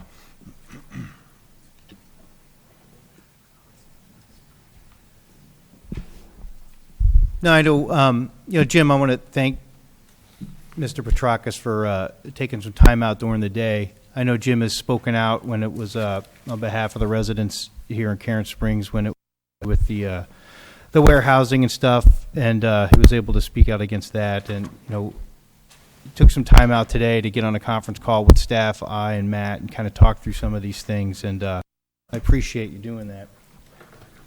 No Jim, why don't you problem. just say your name and kind of. Good evening. Petrakos, 162 36 Lakeside Drive. I'm in one of the corner houses here. Right at that corner here. I just wanted to, I think it was a great conversation everyone had today that was here. Just want to reiterate what we kind of brought at the planning and zoning meeting. Bring those topics up again. I mentioned at the planning and zoning meeting that, we're the pitchforks and the horse way. I mean, we've kind of had the other developments here where everyone was kind of in an uproar and we got organized. But unfortunately, we kind of had some comments that went to that planning and zoning meeting, and we didn't hear back, and it was great that we had some comments back from the Park District yesterday, and we were able to talk to Matt today.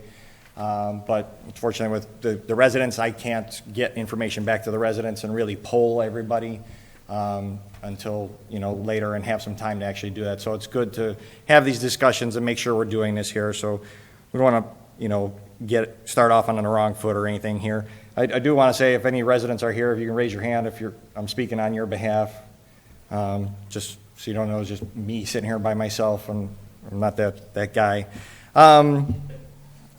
The first thing I wanted to say is we really want to make sure that everyone understands that we're really happy it's residential. We've gotten beat up with freezers and warehouses and 700,000 square foot of warehouse, and we were told that you can't build residential here anymore.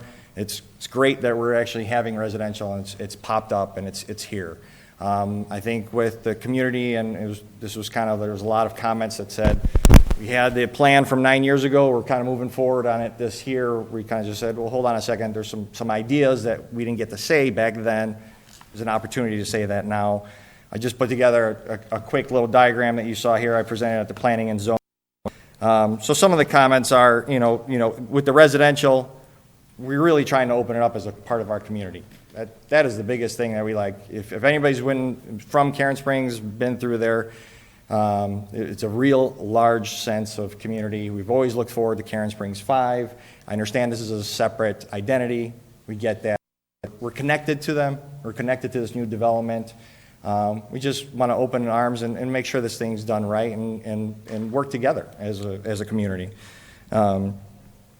with that, I mean, some of the comments that we had from the planning and zoning was, Case Drive. I think it was great planning to actually have Case Drive come in there, and it's not a straight shot, so we don't have speeding vehicles coming through there affecting any of the children or any of that stuff. So I think the subdivision is laid out nice with the different curves and not really straight shots through. The comment about the parks, that was one of the ideas that we actually had. As you can see here, the green swapping to this direction and the purple swapping the other direction, kind of saying if you actually put a pin in the middle of the park and drew a circumference around there, the circle, said what location would be better and serve all the community. We're trying to be one big, contiguous community. 5 in Gauger is not the best location for that. There was a lot of discussion of saying the park district said it was there, staff said put it there, the developer said this is where it's always kind of been. When I talked to the park, they're like, we never said it had to be there or anything like that. I talked to Sue right after the meeting, and she says, we're open to any conversations. We can have that. Show me what you have, and we'll sit down with everybody. So I forwarded to her this plan, and I said, the idea behind this is, again, centralized with all the community that's there. But there's this strip that's right here, if you guys can see your screen, that's 40-foot strip wide or anything like that, that is just sitting there useless on there, would do anything. Maybe connect that to the walks. If you see in this bottom corner here, there are 2 walks that connect Springs 4 and Karen Springs 3. It's used a lot. It's one of those things that kind of connects all our community and helps do that. So, something where there's maybe more walks connecting the community, or we connect the walk all the way around there, so we don't have just, it's a 40-foot swath of weeds or anything else that's there. So that was the idea. Sue has since and said, we have some concerns with it. The biggest one is about residents, putting a park in existing residents. We get a lot of pushback on that. I have since sent an email out to the residents to say, let's pull that side, at least see, but I haven't heard anything back yet. But it is a valid concern. Her other concern was putting the park next to the water and the retention pond and a wet bottom pond. Now, we're still debating if it's a wet bottom or not, what type it is, but it's a legitimate concern, of course, with children and playing and all that stuff. So I get that and I understand that. I just haven't had an opportunity to bring this information to the community and get any feedback to come back to you. When you talk about property lines, one of those smaller, things where you're saying community, lining up property lines in the back. Some are difficult to line up in terms of not only the existing lots, as you can see along here. Some of them are 5 feet away, 4 feet away, where you can kind of move them adjacent to each other. And some are in here, of course. Some are harder to do. But as an existing resident, so that new fences aren't there, and you don't have 2 fences or different fence types in your backyard, just a hodgepodge. The developer has explained that the new development will have one type that everyone's going to have. But it is also not just for us, it's for the other community, the new people coming in and looking at our 2 fences in their backyard, where it will be a white fence, one might be open, one might be. So it's just more of a of that, moving forward with adjusting certain things. Next item was connecting neighborhoods with more walks, kind of like Karen Springs 3. The developer has made an effort there is a walk here that a lot of people don't know about because it kind of dead ends, but connecting that walk to the new neighborhood, I think, is awesome. We talked about these walks, the existing walks, and maybe connecting the blue to the sidewalk, maybe on 163rd, or maybe connecting them back to this walk so, the children can kind of come across. The other option was one sidewalk somewhere in this area where you can kind of connect this neighborhood and that neighborhood, because just the streets just don't connect very well. And if the park stays longer, it helps with the community getting back and forth, and they can get to the other park that is Karen Springs Park that's to the east. So just a little bit more of adjusting and figuring that out. I know one of the comments was, we kind of lose lots and going from there, but I think that's a consideration, and we'd just like to hear back from the developer. 163rd Street entrance should be a parkway to match other entrances. That was, from this original plan, you can see that it wasn't. And the developer has since created that as a nice park That's a great idea. It kind of matches everything that's going on here. It means a lot. When we get to home size and quality, as Matt had talked about materials, vinyl, you're talking about brick versus not brick, just more of understanding where it's at, because right now there's 8 to 10 models. Each one has a different elevation from A to E maybe. Some have brick, some don't, some have vinyl, so there's confusion about how much vinyl, how much cedar or, hardy board would it be, how much brick in each one of those areas. So just kind of getting a handle on what that would be. For us in Karen Springs, we see an opportunity that, there is a potential for growth of Karen Springs type homes into that area, especially along Case, everything off to the west here, maybe even this loop if that stays there, and then even going to the entrance. I think everyone understands that along Gauger over to the east, it's closer to the highway, it's closer to Gauger. Some of these houses may, the market is not there for, nicer materials and everything. We understand it, but I think there's some opportunities to match a little bit more to Karen Springs and get that community feel together. So when somebody is driving on Case, it doesn't abruptly stop and say, here's an all vinyl home right next to some nice brick homes and so forth as you're moving forward. In terms of quantity of homes, one of the residents actually talked to me today that the original plan of Karen Springs 5 had about 105 homes. This plan actually has 139 homes plus townhomes, I think, on top of it. So we didn't get into all the numbers. We had some of the old plans. So it is very condensed and jammed and everything. So just having a little bit more breathing room, doing something with there to match the communities would be great. And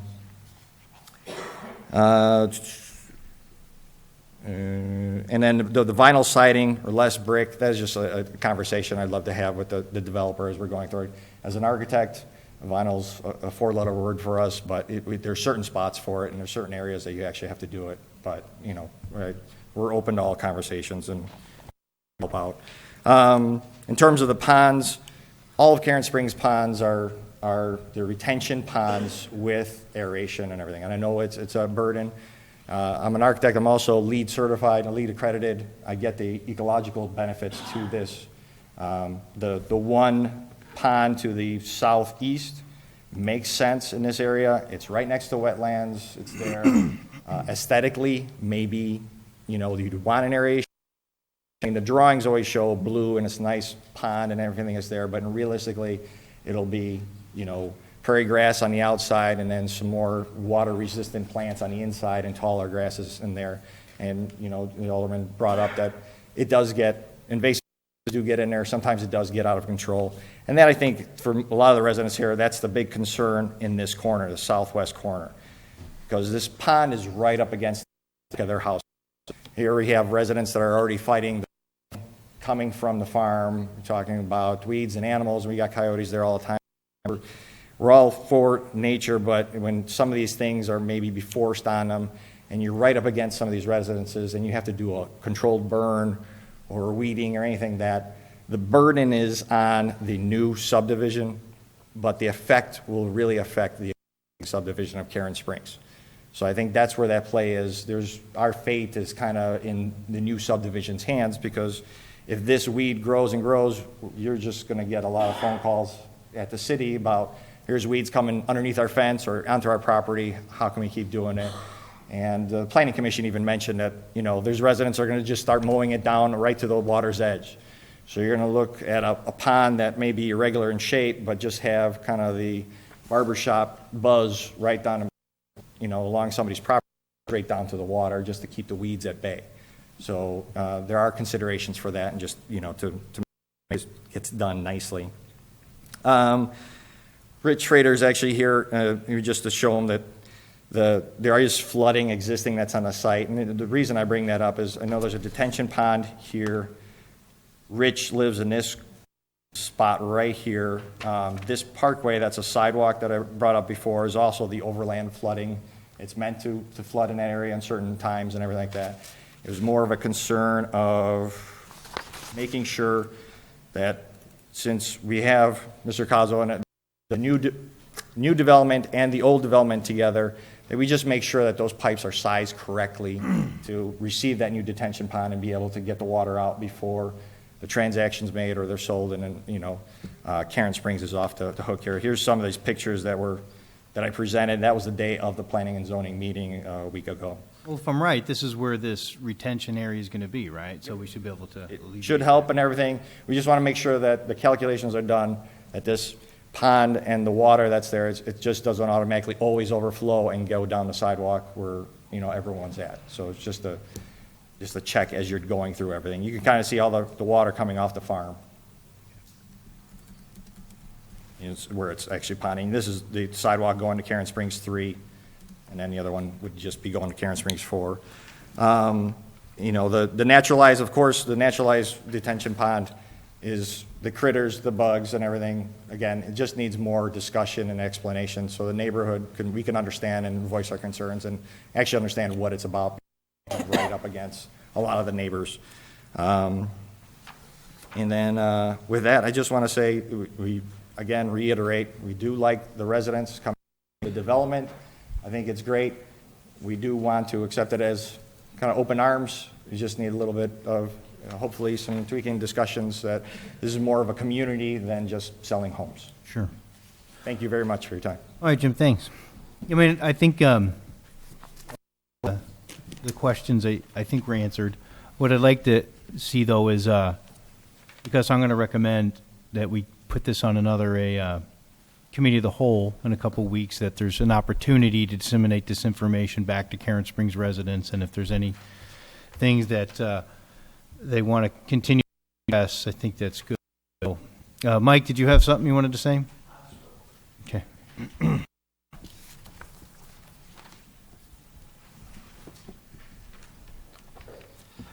Hello, my name's Mike Holmes, 16336 Lakeside Drive. And I just want to echo, it may sound a bit redundant, just want to echo what Jim said. We are very happy that it is residents going in. Just a couple things that, you know, we would like to see that we feel would help the overall community feel. Obviously, it is a separate subdivision, but we would, as it being part of what was going to be Karen Springs 5, we would like to see it fit a little bit better as far as the buildings itself. I do understand from what I heard that they changed from the vinyl to more of a cement type board that looks like the hardy board, yeah. And I just don't want to see that replace the brick that was going to be on some of these buildings. I would like to see some more of that so it matches a little better with what we have now in Karen Springs. Again, Jim hit most of everything I had to say. I live, and it's not up there anymore, but I live right behind, or the retention pond or detention pond, whatever it's going to be, is going to be right behind me.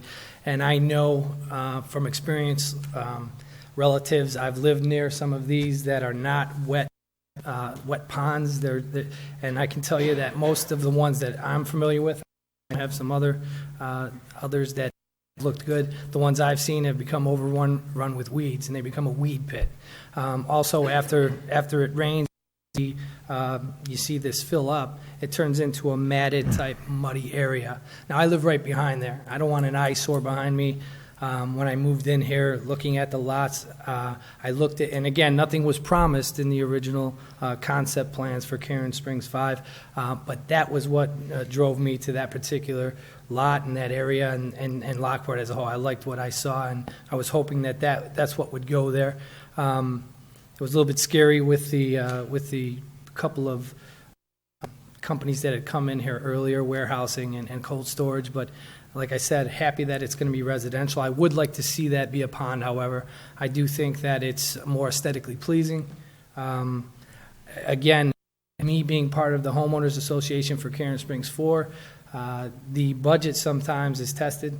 So as time goes on, the maintenance of this vegetation type pond and whatnot, if there are any issues there, this could turn into another weed pit, in my opinion.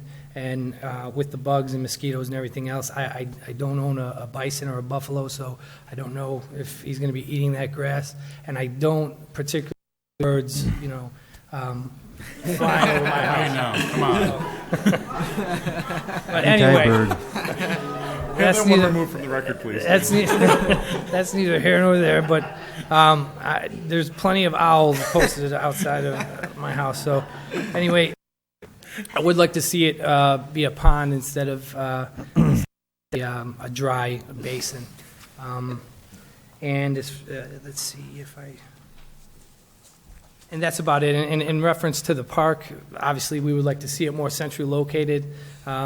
It would allow for more children to get to that park throughout all the communities rather than being pressed up against Gauger.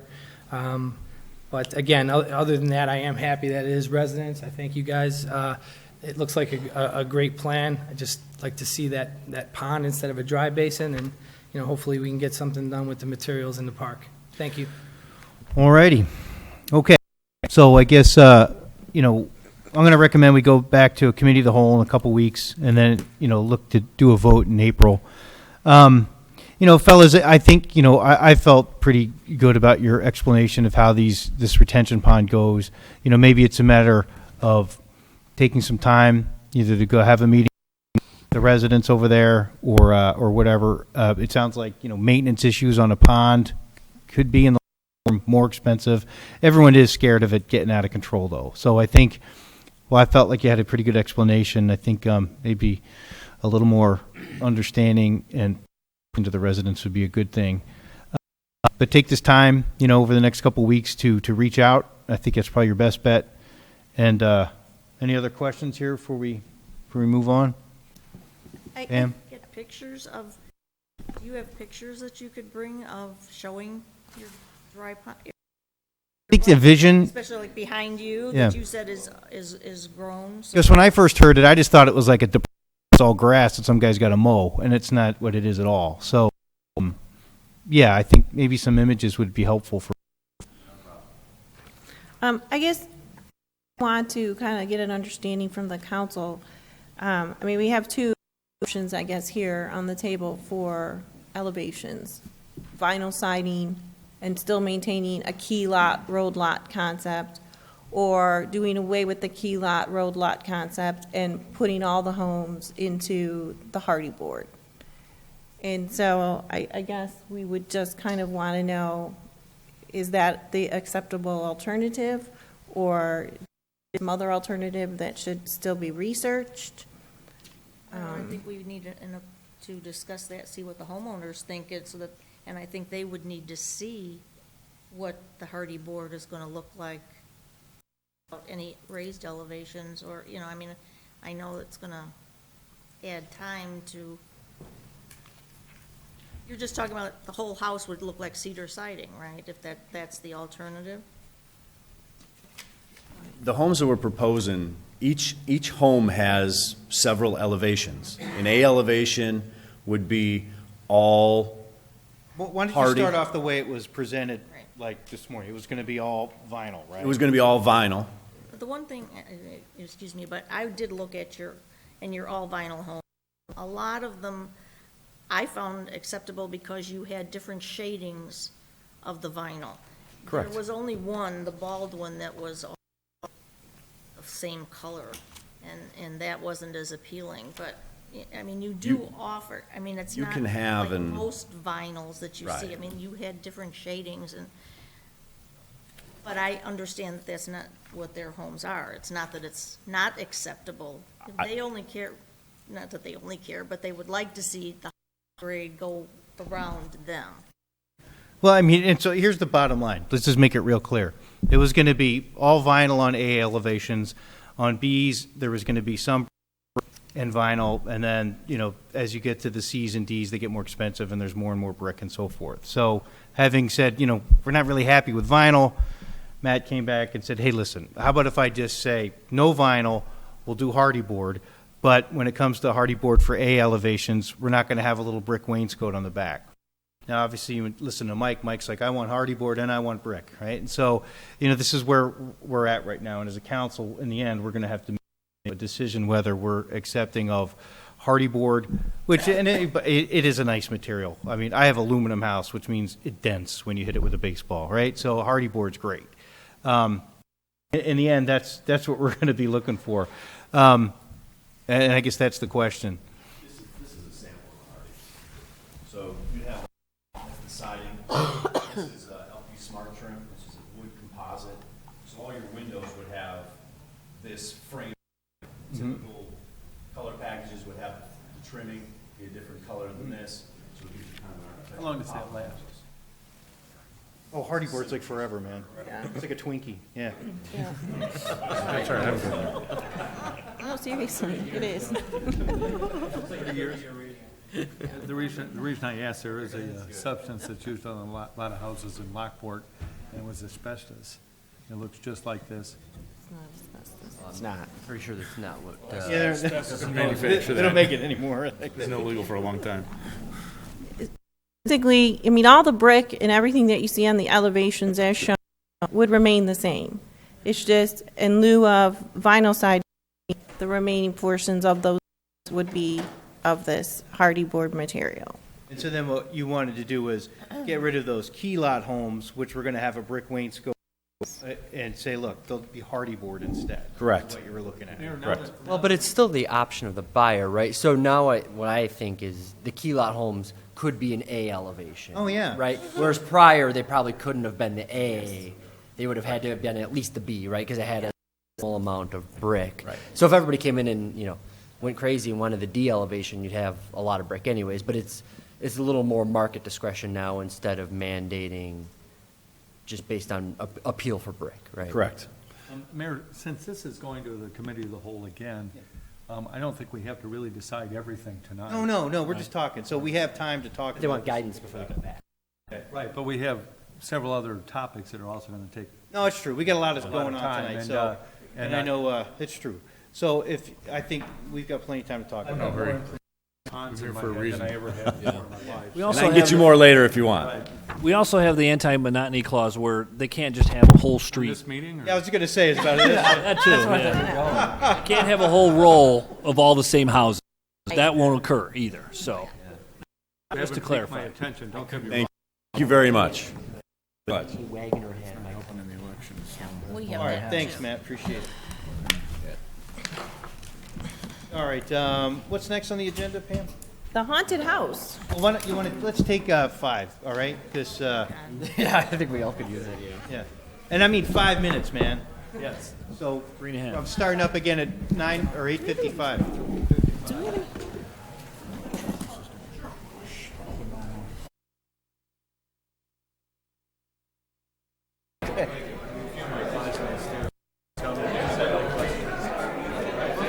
Oh, my pleasure. This is what,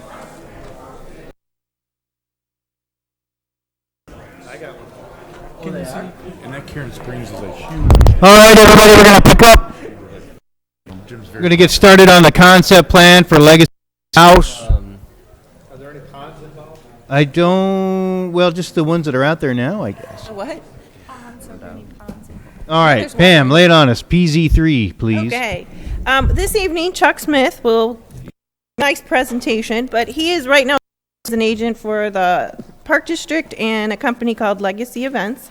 You're going to see tonight the concept plan for a proposed 23,000 square foot haunted house and grounds, which will include a midway area as well as the subject site itself comprises about 4 acres, but it's part of the overall acres it's currently leased to the Legacy Paintball Facility. They're seeking concept plan at this time so that they can receive comments from staff, from the Plan Commission, and the council before they proceed with more details at the preliminary level and final level, as well as they will require a special use permit for a unique use because in the R1 district, which this is zoned, haunted house is not listed, surprisingly.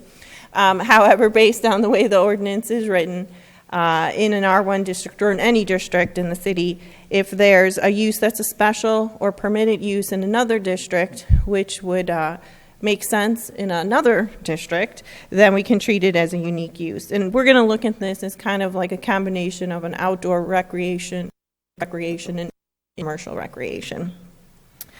This item was reviewed at the March 10th Planning and Zoning Commission.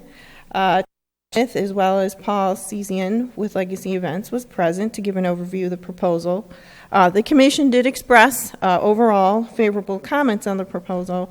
However, there was several areas of discussion, one being about the width of the access road. Safety reasons were cited, ability to meet fire district requirements, lack of lighting along the access road, and timing of the various agreements that we've identified necessary in order to see this project through. By a vote of 6-0, the commission did recommend in favor of the proposal, subject to conditions that were identified by staff, as well as they required additional conditions, which we can see below in my staff report. With that being said, I'm going to turn it over to Mr. Smith so that he can show you guys the elevations and provide an overview on the development. Good evening. I'll make this quick and then find the questions. Double click. There we go. Good. What we try to do is work through some of the things that we talked about at the Plan Commission, and Pam gave you a really good overview. Basically, the site that's in question, if you're familiar with it, the 70 acres that's kind of known as Delwood West. The existing paintball facility is about where the arrow is. Division's kind of like right over here, and from about the parking lot entrance to the existing paintball facility to Division is about a mile. This hatched area here is where we're planning to put the haunted house. It's about 4 acres. It's on the far southest end of the existing park. Basically, from this arrow to the main entrance to where the haunt would be is about a quarter of a mile, a little bit less. If you've been back there to the paintball facility, there's that bridge that kind of bridges over the canal. It's kind of emergency access. It is designed to be able to take emergency equipment, and then there's access off the east toll road in case there's any type of difficulty in access here. Just real quickly, I have met with the fire department a couple times. We went through the building construction, what we're intending to do.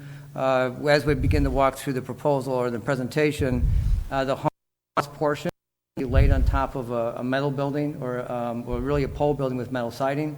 The pole building largely because of the structure, and we need that wood background to be able to put the haunt facade on. The facade's really going to be kind of like a scenery type. It's going to be made out of foam, and then it will be a resin cementitious material applied to it. I think you might have seen some of it last summer for sculptures that were out by the Canal Days. Working with the fire department, talking with them, they're familiar with the scenery, they're familiar with the product, with the existing haunt in Stateville, and so some of the issues that we thought were already being resolved there and we're going to be carrying over. Real quickly, they require that all the foam on all sides for fire resistant. That's a done deal. Some of the they did talk about was access down the road. And what they typically do, which I found interesting, when there's a call, they bring 5 pieces of equipment. They said how they'd stage the site. Oh, go to the site plan? All right. Basically what they said, well, I'm going to go back to the other one real quick. They said when they would make a call, they would basically stage typically 5, like maybe 3 or 4 pieces of equipment up at the top side of here, run 2 down to wherever paintball or the haunt. If it's required, they'd call the other pieces of equipment down. Otherwise, they'd go back to the house. There was discussion about the width of the road. We met with them, if you remember, when we did the paintball park. There was the same discussion with the fire department about getting emergency access back there as well as the police department, I think, at the time. And we looked at developing a road that was 22 feet wide. When the paintball park was in place, there were parts of that road that were 16 feet. There's a lift station, if you've been back there, that you can see that we kind of have enough room to kind of get to the canal side. So that was kind of responding to that, and it splits there. So at this point, we're looking at developing the road to a minimum width of 22 feet from the existing down to paintball, and then from paintball to the haunt. Obviously, if anybody's tried to go from the paintball down to the site, it kind of gets a little gravelly and kind of gets a little bit pinched there, so there's going to have to be some grade changes and things. Working on the now, the hatched area is this area right where my arrow point is. We're looking at doing a 23,000 square foot building to the far south end of it. Basically, this T here is going to be, and I have a floor plan I can walk through with that, is going to be more warehousing and actor staging and changing. The east-west leg is going to be the haunt. What we're looking at doing is, as you come down the access drive, there's the main drive that comes in right where this arrow is that would go back to a parking area of about 150 parking stalls. I can kind of really quickly run through why we came up with that.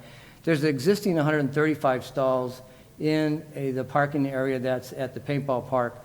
So in respect to potential overflow or staff parking, the 150 positions would fill up first, and then any overflow would be filled up about a quarter mile away, and they'd be able to provide a shuttle for that. We did meet handicap parking here, which will be much like what you see at the park, that is on concrete and it's striped, and there's a concrete access that meets ADA as in the paintball park that would come from these parking stalls into the front door of the haunt. Pam mentioned midway. This area circles around where you see my arrow. It's going to be on the west and kind of north end of the building. The midway really is for kind of like a secondary gathering place. When a patron or whatever comes to the haunt, that trip usually lasts between 35 to 45 minutes. Most of the time, what happens is sometimes what they'll do is that visitors will package within the neighborhood, which I'll bring up at a later point in the presentation. About 10 or 15% of those people will stay behind. They'll kind of hang out at the midway.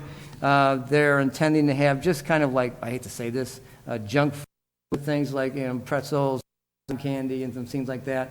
Also, too, when I show you the elevations, there's a couple of TV screens that will be on the west elevation that will kind of like illustrate and show subjects, for example, what's going on with the Halloween or whatever season that they're doing.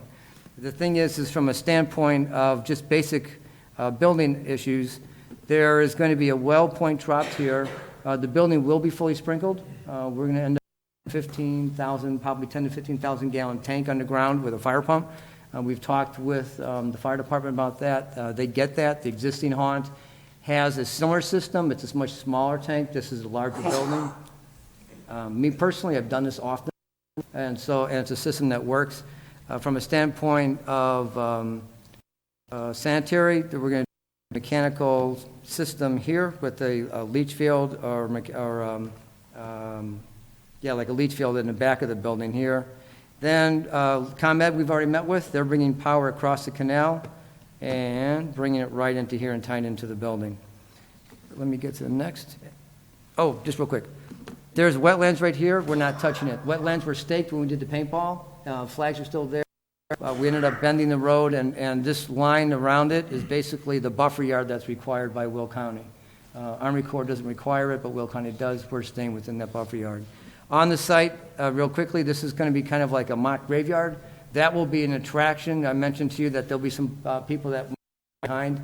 They'll go to the haunt first, meaning the house, and if they're lingering on site, they'll have an opportunity to kind of walk through the graveyard. One of the things I want you to know is that all the haunts are guided by staff and personnel.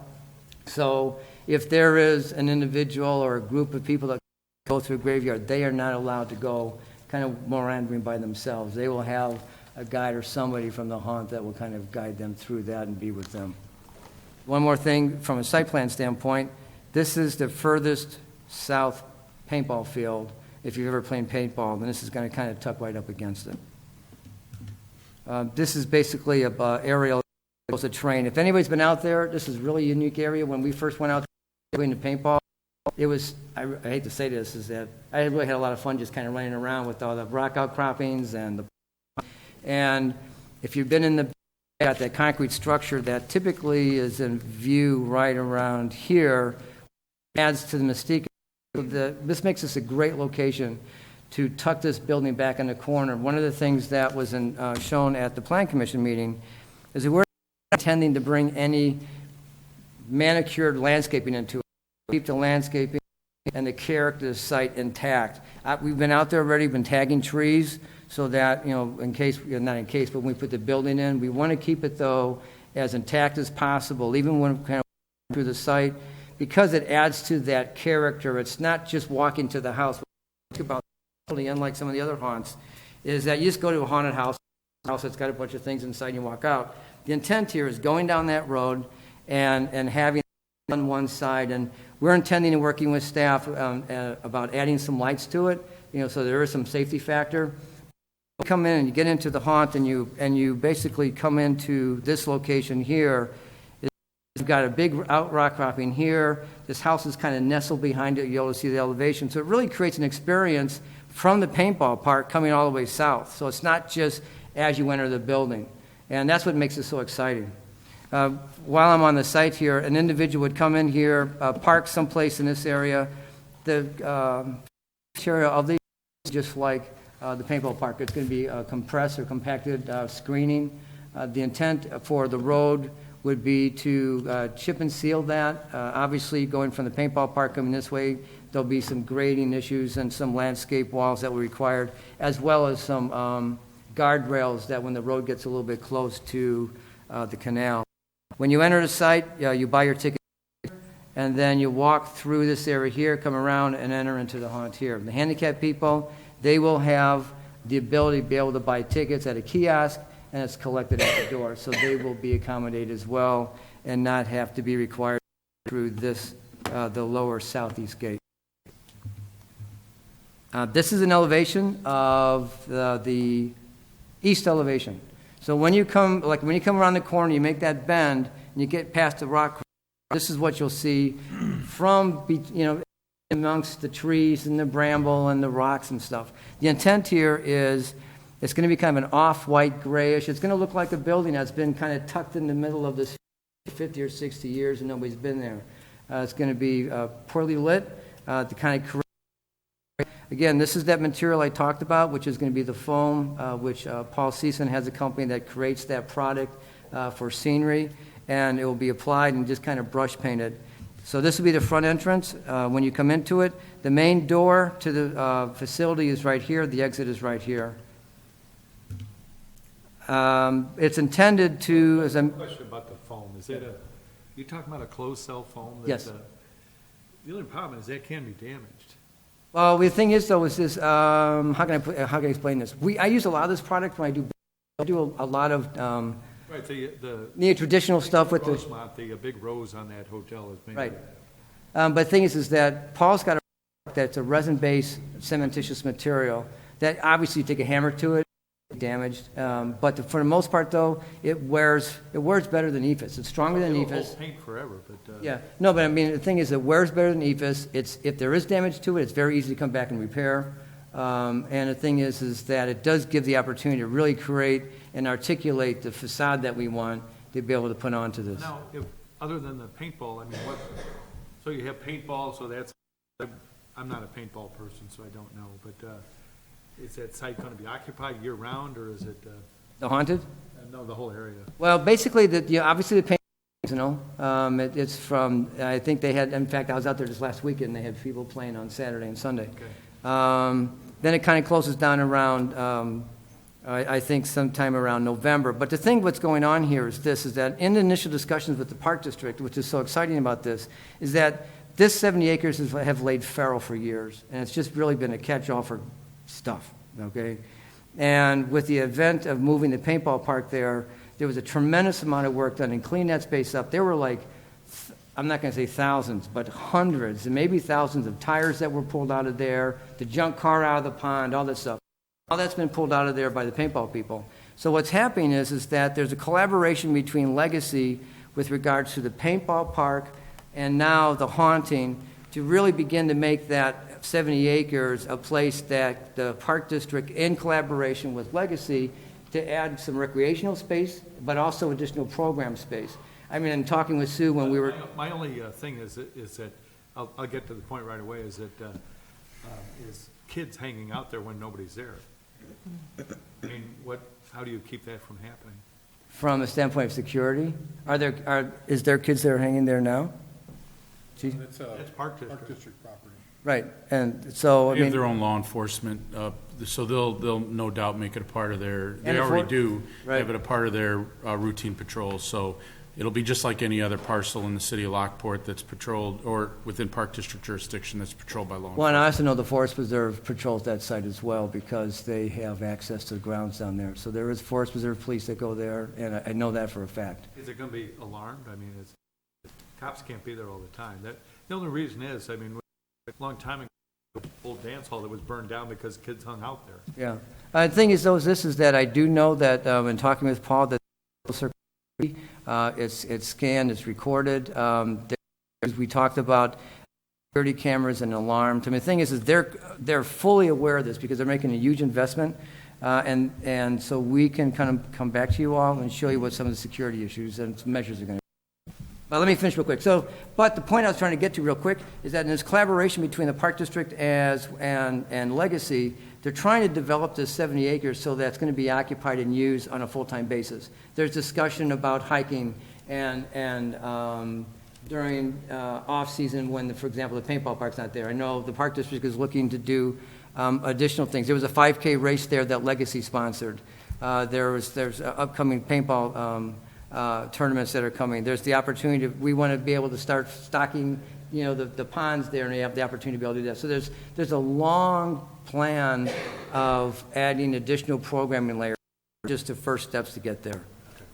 Real quick, elevation-wise, if you look at the bottom elevation, one of the intents to do, and one reason why it's metal, is that as obviously the success of the haunt continues to move forward, that we want to be able to add additional architecture to the side of the building, as you can see here, moving towards the rear of the building.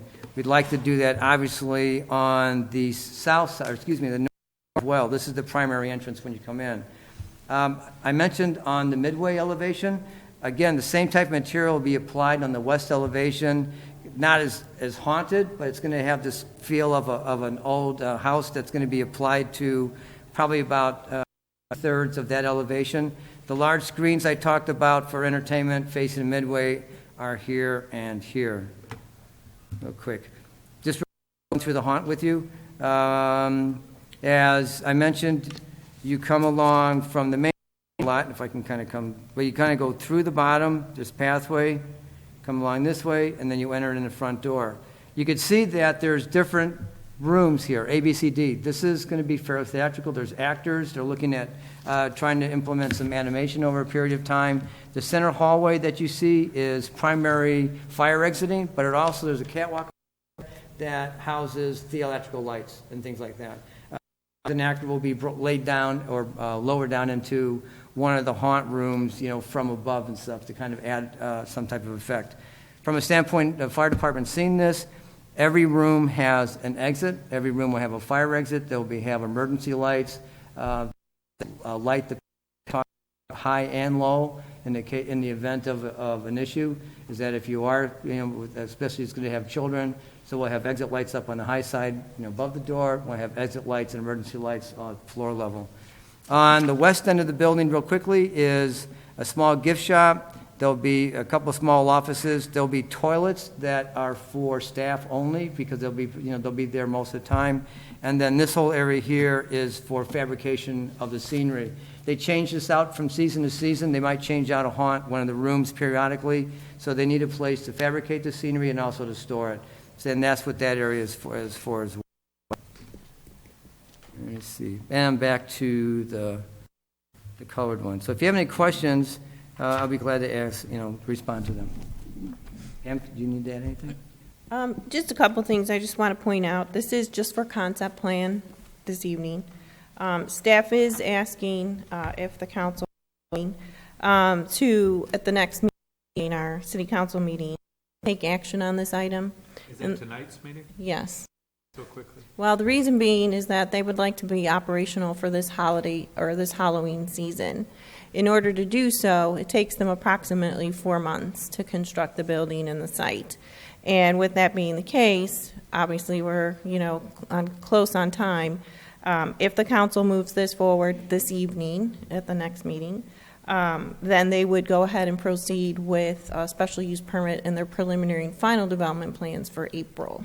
I just want to point out that for years in Lockport, things have been put on a workshop, and then there was always a period, depending on the administration, of a week or 2 weeks so that people could review this. And when you have a concept plan that is being heard now to the public can't talk about it if they have any concerns. And I don't know that two would kill this deal. They need, it is time sensitive, and trust me, I've made a lot of presentations, and I will say this one, this is for real, because, Halloween season starts in October. The operator of Stateville, I'm understanding, I messed this up, but made an application or was selected to do this national haunt kind of tour, and it's being hosted out of Stateville. And so there'll be, from what we understand, there'll be hundreds of vendors that have haunted houses that are going to be kind of on that haunt. And what they would like to do is have that Stateville open, which is going to be a totally different type of venue, and this one. So that once they come to Stateville, they intend to have that same group of vendors and people visiting come over to this haunt, which basically gives it a jump start, because now you're going to have almost national recognition. It's going to be a totally different type of venue, different type of scenery and animation going on. So I think that's the necessary time frame, because I understand, but this is a big project, and the number one concern in government is transparency. Yeah. And if we have a thing that's QR and to the public for the first time, and then it's voted on an hour later, it's not really transparent. And that's one of the biggest complaints of government is that it's being voted on and hidden. I'd like to address that. We have, this has been posted on our city's website for at least 10 days. So anybody in the city of Lockport has had the opportunity to go to cityoflockport.net, look at the agendas, find the planning commission agenda, and they could have read it. So I think this is kind of making a mountain out of a speck of dust right now. I don't think so. I think that this has been done for years, and there's a reason for So that. what's So next? that people can talk, and not everybody goes to the Lockport website, and not everybody was aware of this. And the thing is that in the interest of transparency, that we've always done it that way. So to rush this stuff through, it used to be that the city council meetings were set up so that we had the council meeting before the workshop, and that was on purpose so that it was heard at the next city council meeting. And the agendas were never published on the website. Now they have been for the last 2 years. This is a ridiculous argument. All right, look, you guys, we don't need to get into What's it. next, Kelly, sir? Darren, it's enough. I understand your concern. I also understand the concern for this project and its timeline. I know as staff and the council, we've had the opportunity to look at this now since Friday, and I don't have a problem with our ability to have looked at this. Yes, this is a big. It's also tucked in the corner of Lockport. It's not in the middle of somebody's subdivision. So I felt that it would be appropriate to go ahead and have looked at this. We've all asked a lot of questions of this over the last few days. It's not like we've just been hit with this, is that to approve a concept plan, to say, you know what, guys, I like the concept, I like the idea, why don't you move forward? This isn't a final approval of anything. This isn't a vote to build tomorrow. This is just a matter of, guys, go ahead and get your momentum going. So that's why I've decided. I want to clarify, I'm not against this project. It's an interesting thing. Any time that we can bring a lot of people through downtown Lockport is a good thing, and they're going to have to come through downtown Lockport to see you. So, and it really doesn't concern you. It's just that I'm always leery about projects that are done on a workshop and then 20 minutes later voted on. It's also the nature of public policy that there are times in which unique projects pop up, unique circumstances pop up, and I think that this is one of them, that there is a specific timeline that we need to meet. And I think in those instances, when you have unique circumstances, elected officials need to take into account the totality of the circumstances, and some of the ones that the mayor mentioned, the geographical location, it is remote, the fact that this isn't a massive commercial or industrial development.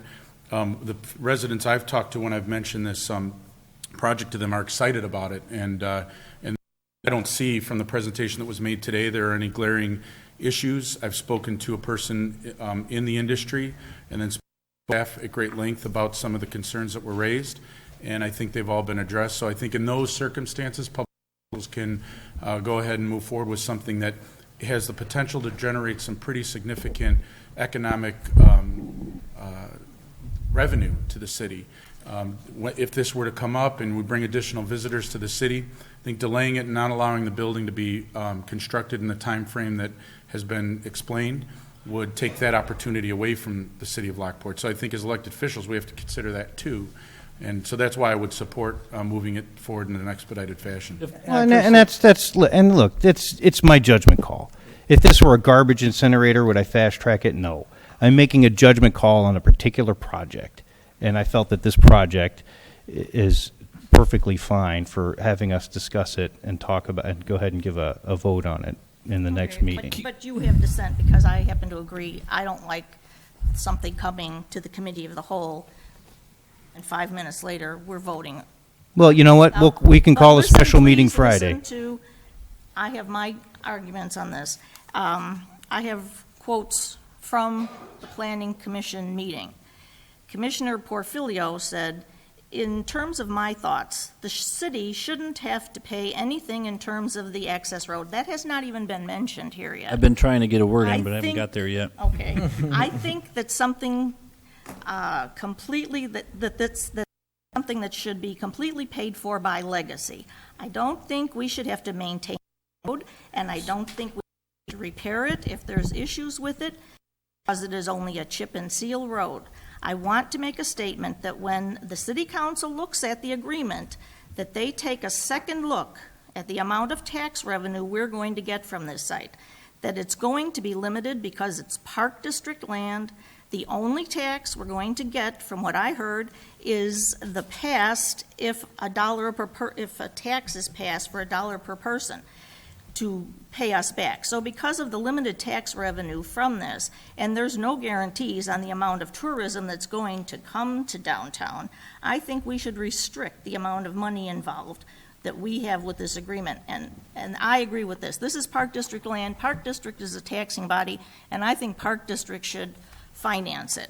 And then Commissioner Lyken said, there was a statement made that the Stateville haunted house, and it was made I believe by you, is said to be closing and going out of business.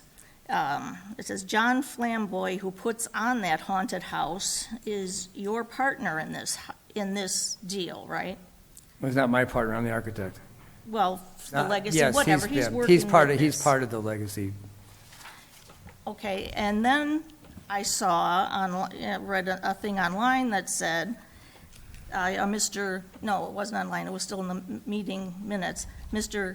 Huisian, the other fellow that was at the planning commission, said that. Oh, yes. What is it? Cesian.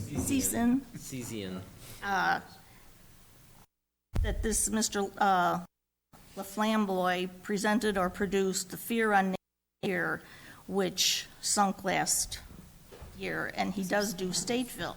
And then he says that Mr. Flamboy will continue to operate Stateville, but it's on a year-to-year contract. So conflicting things in there saying, is Stateville going to close and we're business, or is it just that Mr. LaFlamboy wants to be part of this because he doesn't like a year, I mean, these are things that need to be worked out. And then just this past week, Governor Rauner halted Park District grants. It's going to affect the Park District's ability to put in any funding, or, I don't know how that's going to go. Mm-hmm. And finally, you have all stated that you talked to the fire departments and that to be on board with this. Well, I called Corey last Friday and asked him about that. And he said he has spoken to staff and a representative twice. He gave you his conditions, what he would want to see on there. He has seen no plans. No one's gotten back to him with any of, what you really plan to do and what you really are going to do. Now, he said what he would like to see is a 24-fire lane out there. He would need room for trucks to turn around if there's a lot of equipment is coming out. He would like to see the underground storage tank that would be used to initially fight a fire to have enough water capacity to fight for 45 minutes to an hour.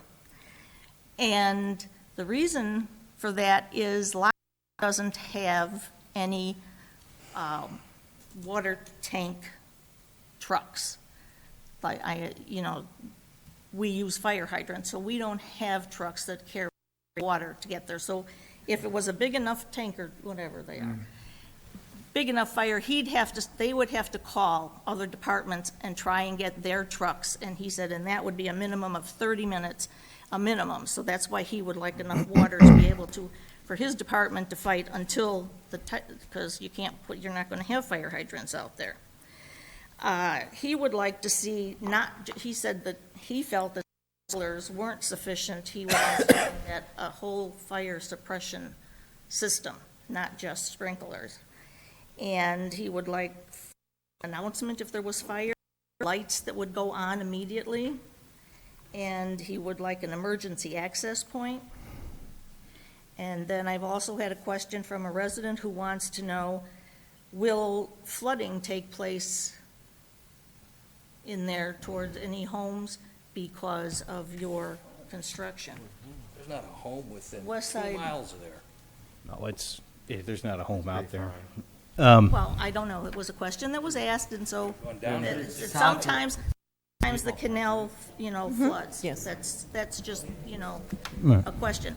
But I feel that these are a lot of issues that They're all legitimate questions, Denise, and what we're asked to vote on tonight is a concept plan. Are you guys, this isn't like, these are all issues that need to be dealt with.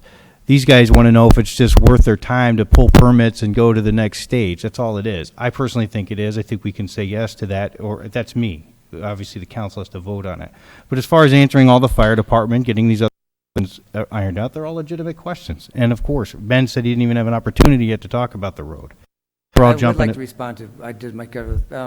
All those points that you made, when I met with the fire department, are in my notes. And the reason why they haven't got a set of plans back yet is because we're doing all that to bring back to the fire department. As I made a point in my presentation, we're doing the 15,000 gallon tank. We're doing the lights. We're adding the sprinklers. We're doing all the fires of resistance, cleaning the road. We're doing the turnaround that the fire department. So your points that you brought forth, your fire department, I met with them 3 weeks ago, and we are developing those in our site plan, in our building plans. But they're not going to do that if we don't say yes to the concept plan, if we tell them just get lost. And so that's what they need to do to answer these questions. And that's what they're asking us to expedite. if it's park land and the park district is handling it, why do we need to approve it? Well, I think some of it has to do with the access getting down there. And it's in the city. Yeah, it's the city of In Lockport. the city, if I can take this opportunity to jump in here a little bit, obviously this is a complex situation. The petitioners are going to need approvals from the Park District, the Will County Forest Preserve, IDNR, and the city. We've all been having meetings and discussions on this. Brent Portfolio's comments were pretty spot on. I agreed with almost everything he said. There's need to be a separate IGA required between the city, the Park District, and the petitioner. We do have a draft form. We don't have it for you to vote on yet. We're still working and massaging it a little bit. Most of that is being worked out in regards to the road improvements. Yes, you make a good point. The city is very concerned about long-term maintenance. Right now, the Park District and the petitioner keep the road and the maintenance, and we have been, staff and I have been very careful to craft language in this agreement that keeps it that way. Looking at this opportunity where this is a developer to invest $2 million in our town, they have asked us to help what we call a development loan or development grant to help the road surface be fixed up. Certainly, we don't want to look at doing asphalt at this situation. I mean, that would be $1 million road to the middle of the forest. We have done some research on a chip and seal product. We are going to need to do grading and widening. I've gotten some quotes for actual additional street lights and reflectors going all the way down Canal Road. This chip and seal product is a rubberized It's used in a lot of rural areas. It has a lifespan of about 5 to 7 years. Again, we've tried to mitigate the city's liability in this, and working with the IDNR that it's their property, that it's with the Park District, and there's a sublease with the petitioners. And if we were to make an investment, again, it was one of those situations that it is a little bit of a risk for the city, because we have no guarantee, even with a dollar tax, how soon and how long will we be paid back that loan. A $1 entertainment tax with a payback of at least 3 to 5 years. We have attendance in another area getting $50,000 a year. No means do we believe that that's going to happen in the first year or two. Could be as low as $10,000 or $20,000 per year. So you're looking at, if we say on average a 5-year payback period, if the haunted house doesn't make it that long, the petitioners have also agreed to allow a recapture entertainment tax ticket applied to their patrons. These are the same owners. So if we apply an entertainment tax to the haunt, and if the haunt doesn't work out, they will allow us to transfer that tax to their petitioners or their users of the paintball facility. So eventually, I do believe we'll get every cent back. We have to, or the council has to decide this investment of $125,000 or $150,000, and my suggestion is to put a cap on it. It's obviously, I've done some early quotes now that the snow has been on the chip seal, $85,000. Grading and widening the road is about $35,000. Street lights and reflectors about $15,000. If you throw in $10,000 to $15,000 in contingency, you're looking at closer to $140,000, $150,000. It's up to the council to decide whether they cap that at 125 or 150. Certainly, we have been in negotiation with the Park District as to what they're bringing to the table. Are they able to, bring money in? They are working with the petitioner and working out a deal with their lease agreement where they're not going to take any entertainment tax. They're going to allow the city to keep the full entertainment tax to get us paid back. And once we are paid back, that tax can go to additional rent opportunities to the Park District. So the Park District's really not getting any money out of this until the road improvement is back.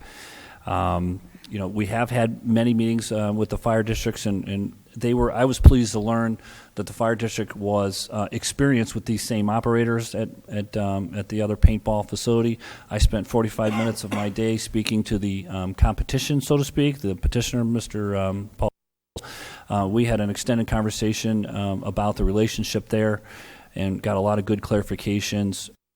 There's a few other situations in this road. You've got kind of a junkyard with some encroachments. We're going to have to deal with IDNR and enforcement to push them back before we redo the road. Some possible, some minor tree removals. So absolutely, this is a complex situation. Seeking approvals from these 4 agencies, planning and zoning, having it, here this evening.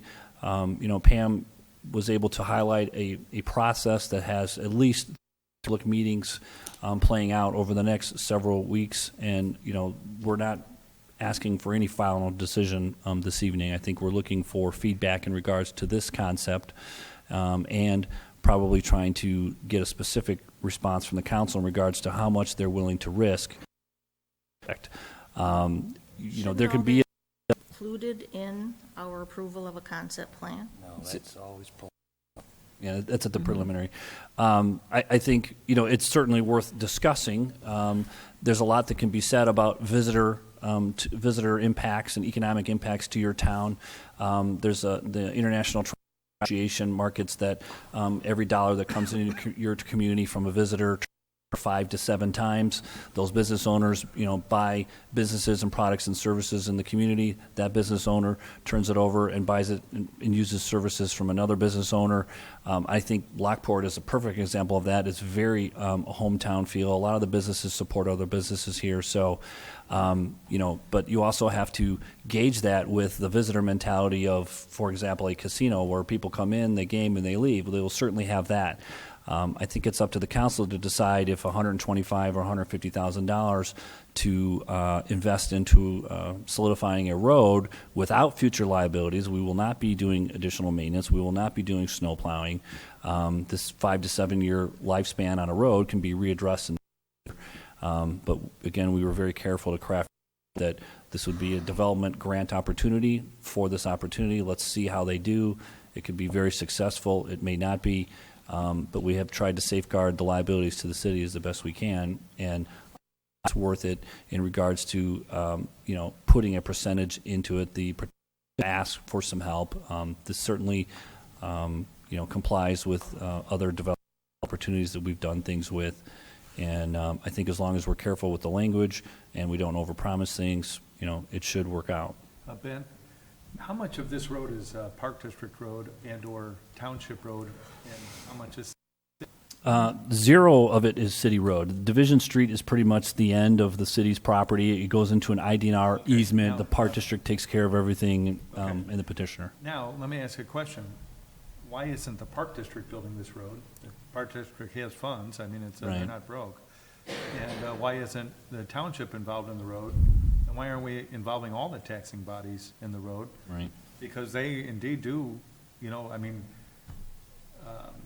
again, the Park District is making most of the dough off of this, but, Well, again, they're not going to take any payments and paid back, so they're not necessarily But making why are dough we off of doing it this. in the first place? Why Right. isn't it- Well, I think they would all say that we're the big brother in the room and that we do have the resources available to do this. They will claim they don't have the resources to handle this, that they don't do roads, they have no experience in construction and managing projects like this. And again, we believe that economic impact to the city will benefit us, and so we're willing to make these road improvements as long as we have a ceiling of sorts on it. Okay.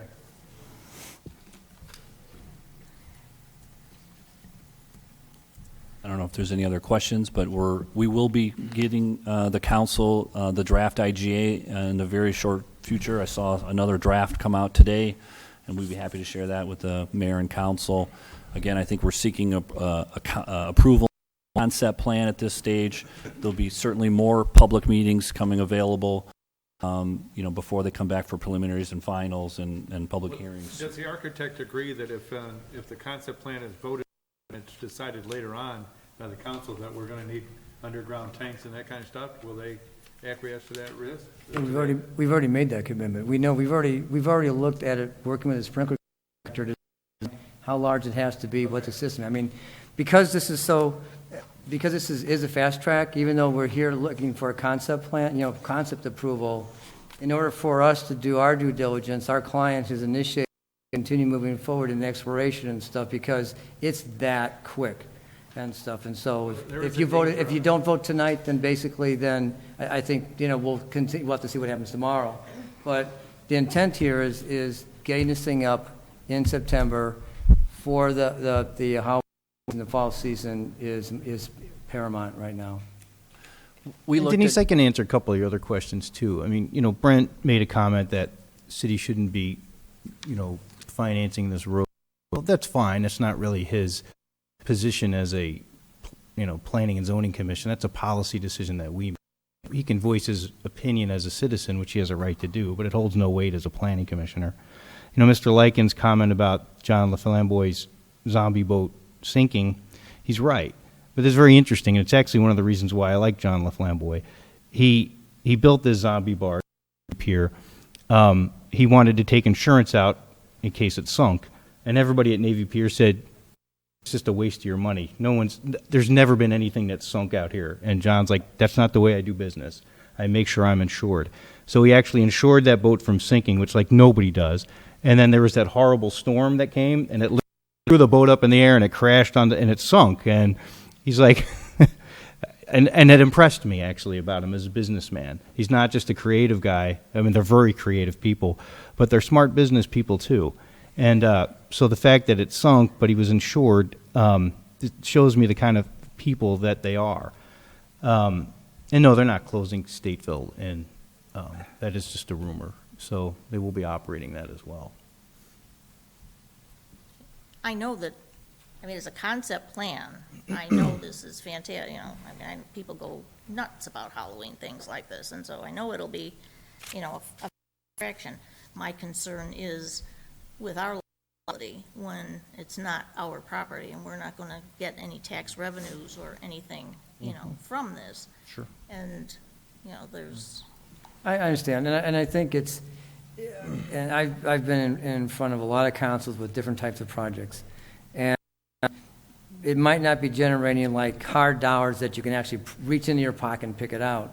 And you've heard this often enough too, is that, well, it's going to bring to your community, but that is used, and there are formulas that can articulate what that's going to get. It's really kind of hard to tell. I do know that Paul is very conscious of being community-minded and community-focused. He was when he brought wanted to bring the paintball park here. Right off the bat, he was talking about, how do I support the community? What can I do to basically distribute dollars to the businesses? And so we had that discussion when this first came to the table, and there was even a point when we talked about having a midway. There was concern that they were going to start offering food in competition to the local fair, and that was not the intention at all. In fact, he was indicating that if there's an opportunity to have local restaurants and eateries represented down there if they wanted to, but also when they buy a ticket, they get a coupon. So the intent here is to work hand in glove with the local businesses about getting coupons and whatnot for like any restaurants, any of the businesses. So when you buy a ticket, you've got a 5% off or $1 off on something for the businesses. So his intent here is obviously combine that with what's going on with the paintball, but really create an unusual venue to establish Lockport as a destination place for at least what he's doing, but then also try to figure out a way to be able to add increased business to the local community. And he is sincere about that.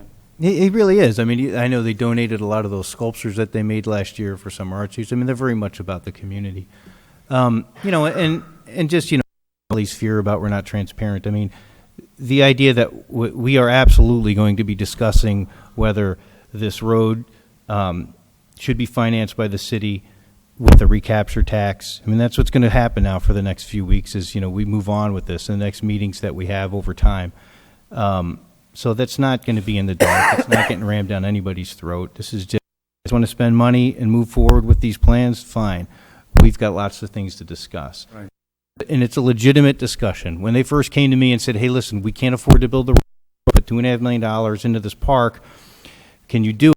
But I ain't going to do it unless I'm going to get my money back. And so that's when we came up with a tax for it. And then again, they also, what if the haunted house goes out of business? And that's when Legacy Paintball says, well, then we'll put it in a contract that we take it on. So, I mean, we've tried to be, and this is the kind of stuff that we'll talk about over the next couple meetings and decide if this is where we want to go with it.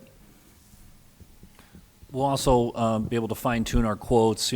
Literally, when we first started looking at this, there was a ton of snow on the ground. Now we've had engineering staff out there GPSing the road, and we're going to be able to fine-tune those quotes and hopefully, get it as close as we can. And again, if there's a point that the council feels comfortable at, and then after that, it's up to the petitioner to finalize those things. I think it's important to put reflectors all the way down that alley. I think it's important to have some street lighting added. It's probably cost prohibitive to try to street light the lane.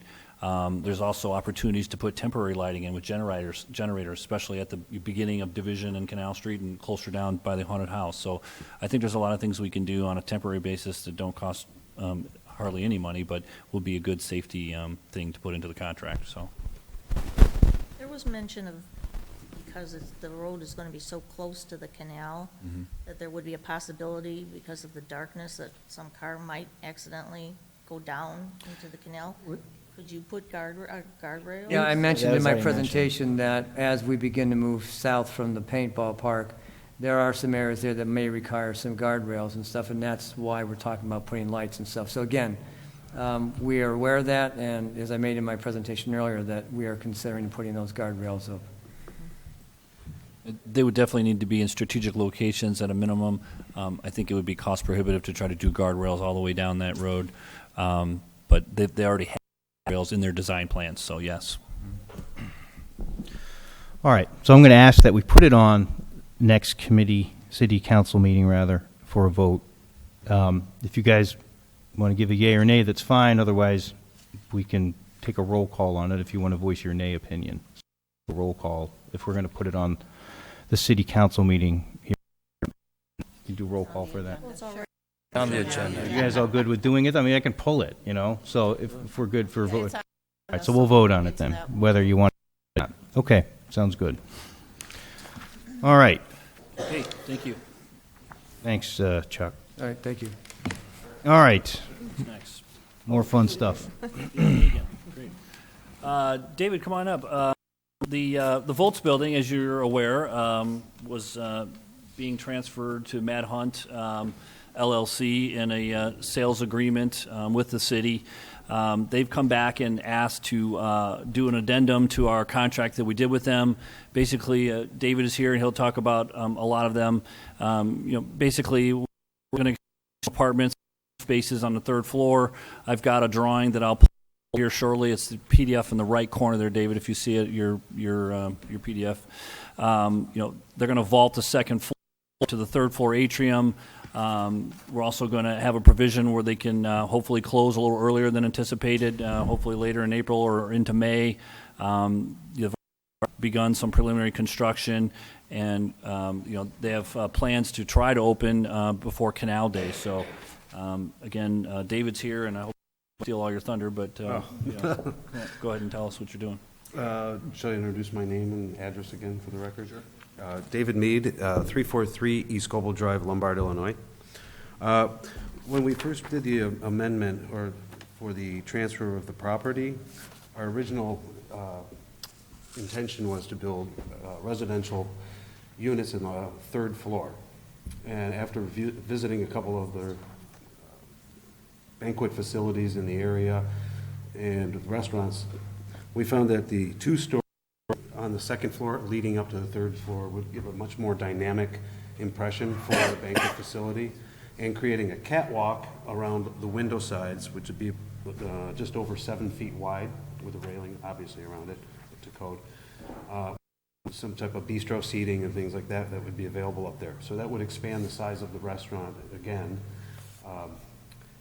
And in changing the use of that, we've decided that going with a commercial and increasing daytime traffic to the city would be better for our business, just for bringing more people into town and to the restaurant. And then we also have less resistance for noise complaints from tenants living in the restaurant, especially with it being a two-story through the banquet facility. And because we are trying to move ahead as quickly as possible and open, as Ben just mentioned, our target is opening up mid-June. So we'd be open for Canal Days. So we'd like to move the closing up, because what we're finding is that we can't get insurance, things like that for the building until we have proper ownership. So that's basically what we're looking for. I like the idea of that, and actually the third, is it even worth it at this point to even have offices there, or is it? Would it be better as storage, or would it, or maybe We've actually has offices? I don't know if you can see on the plans on the screen there. We actually have it set up with 4 offices at this point with a common.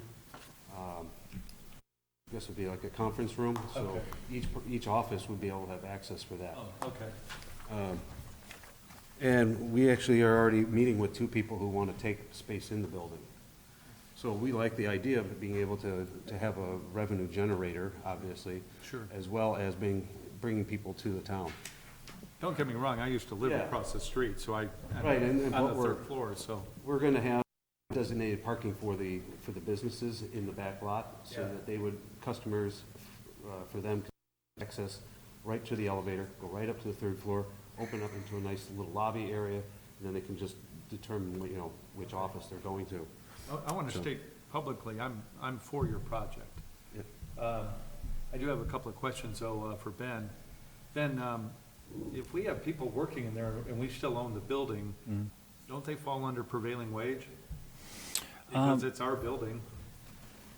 Right, although, in this situation, they didn't use any TIF money, if you recall, there was no. We own the building, though. Yeah, technically, we own the building, so. Right. And if it's a city-owned property and work's being done, don't they have to abide by prevailing wage? I'd have to defer to legal counsel on that one, but. Mr. Mayor, members of the city council, if the contract that was let work, then prevailing wage would need to be paid. But because this is a private contract, the city has no role in the contracting process other than we're doing building actions. Then at that point, prevailing wage is not required. Okay.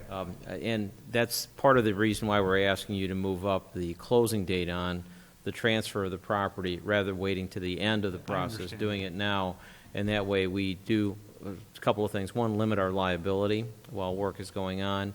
And number two, the issue with prevailing wage is resolved sooner than later. One other question, though. Here's, while walking door to door, obviously it's campaign season, and I've been out in the neighborhoods like I'm sure a whole bunch of other people are. And I've talked to people, and I've talked to guys in the building trades that are out of work. And one of the problems I have is that the city has invested a lot in this building. It's, what is it now, $350,000? And, I understand the concept of giving it to David.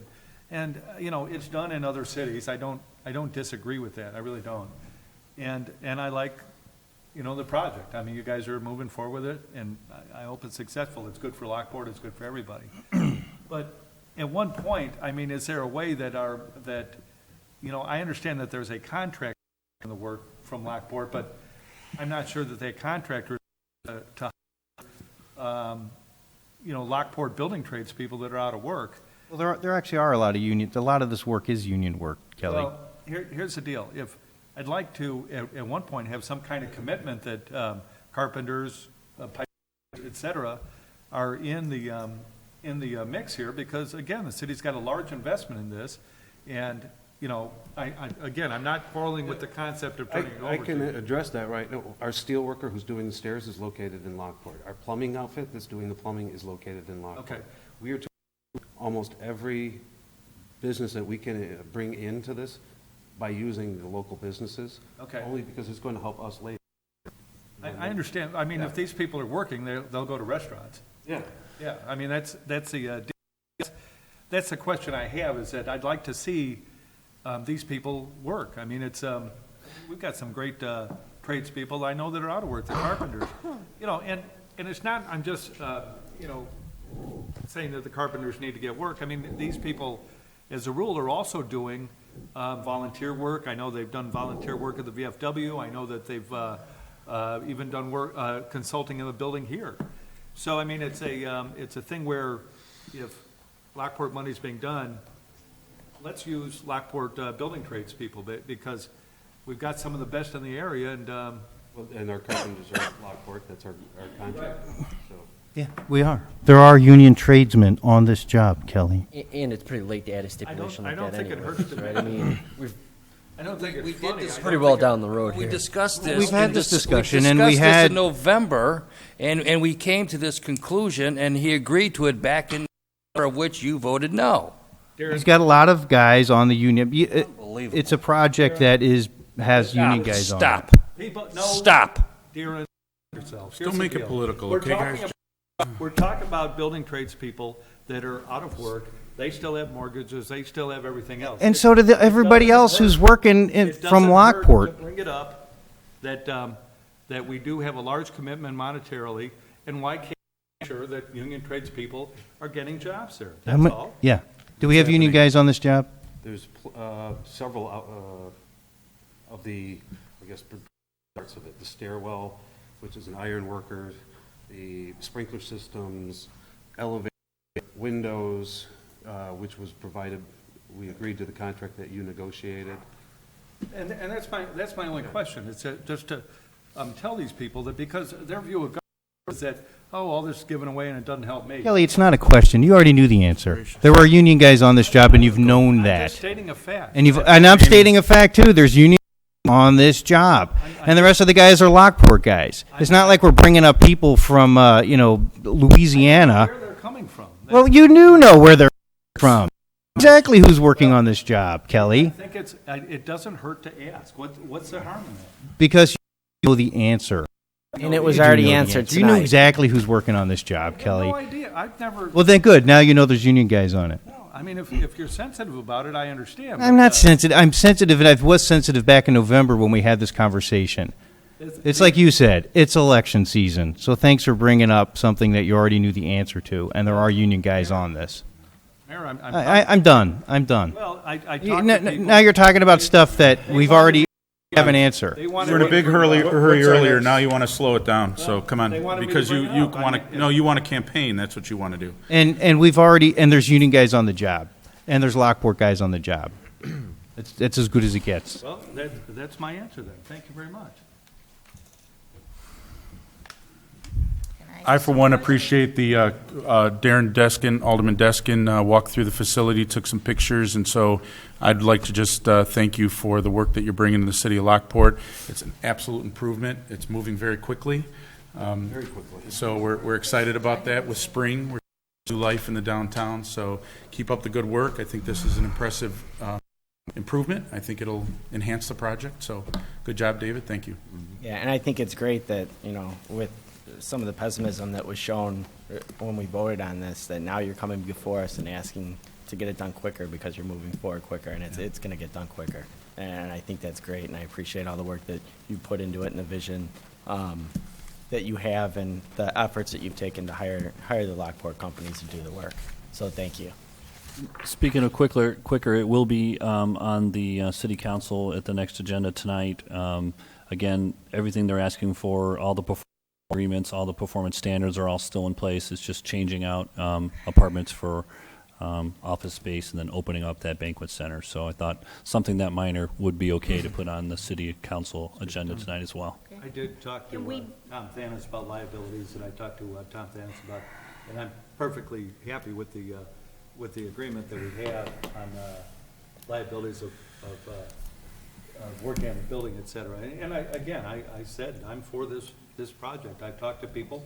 People do want the project, so I'm for it. Well, I'm glad to hear that Mr. Thanis talked to you about liability, because I sent emails and I did not hear from Mr. Thanis on the, on what the liability was.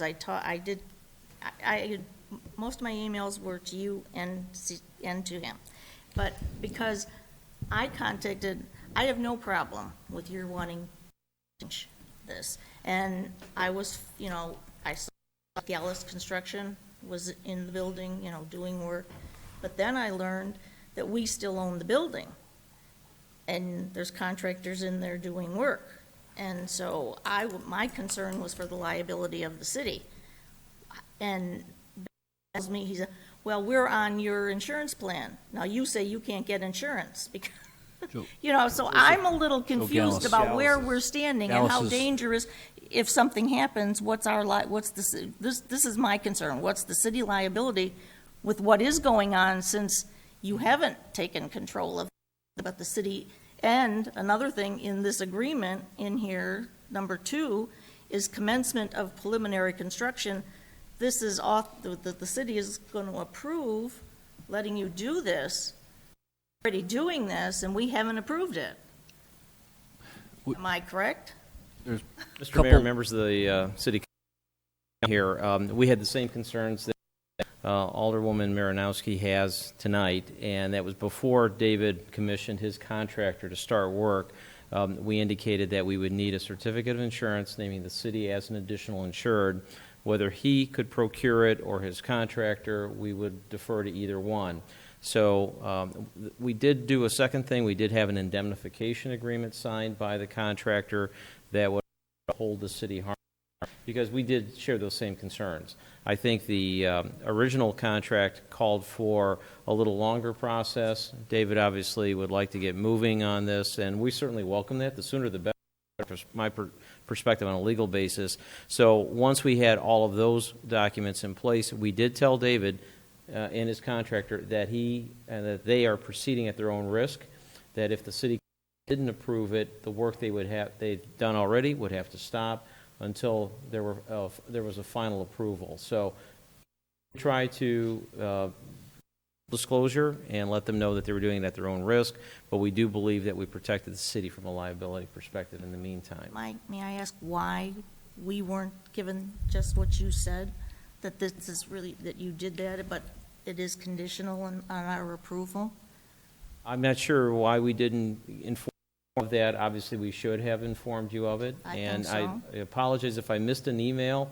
I'm not sure. I know Ben mentioned to me There was a typo. You spelt Thanos with the ES, I think, instead of But I AS on changed one, and then tried to change it. I and- resent it yeah. with the AS, and then I sent another one that was Okay. the AS. Well, usually I'm pretty good about Because I get a responding, notice but- if they don't come in, and, you know. And we documents with you. It's a one-page indemnification agreement, so we kept it fairly simple, but obviously, we made it crystal clear that this would be at the developer's risk. Our building officials have been in there every day, checking. Keith Rooney does a great job, and Mr. Gallus and his company are doing a wonderful job, and they gave us their insurance certification, so we can certainly Okay, well, get all that. you David couldn't understand- do it, I but mean, Gallus could. You told me, you were on his insurance, and then Yeah. he gets up and says, but I Yeah. can't get my insurance until By until his, I turn over meant the the- building, and then I'm sitting, the contractor, not the where are potential we? owner. What's right? I'm looking out. Sure. I only care about the city's liability right now, and I'm delighted to see the work's being done.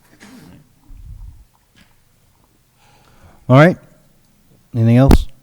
And I guess now I see why we have committee of the whole, and then on the, because I was also going to say about, why is this a big rush? It didn't seem like something that important that it couldn't wait 2 weeks to vote on, but now I guess I can see that if we want to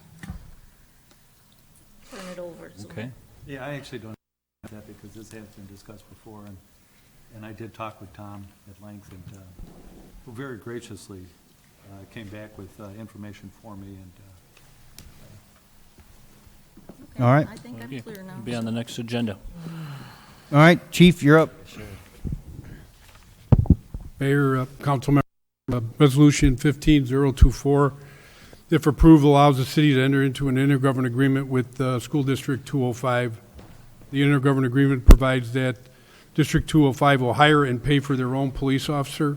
Currently, the city of Lockport and its police department assigns an officer to the school.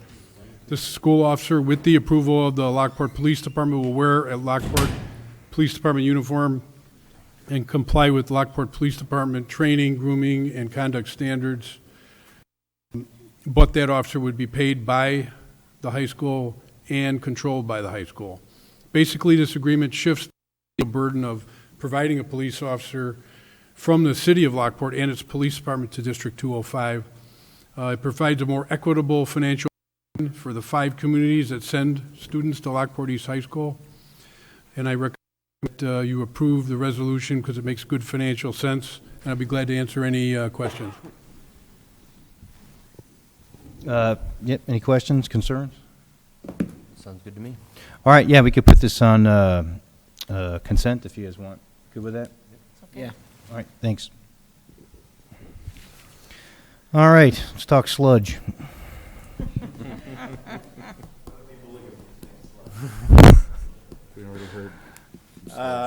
In your packet, it's just a matter of information, but we had to switch our sludge vendor at the Bonnie Bray treatment plant.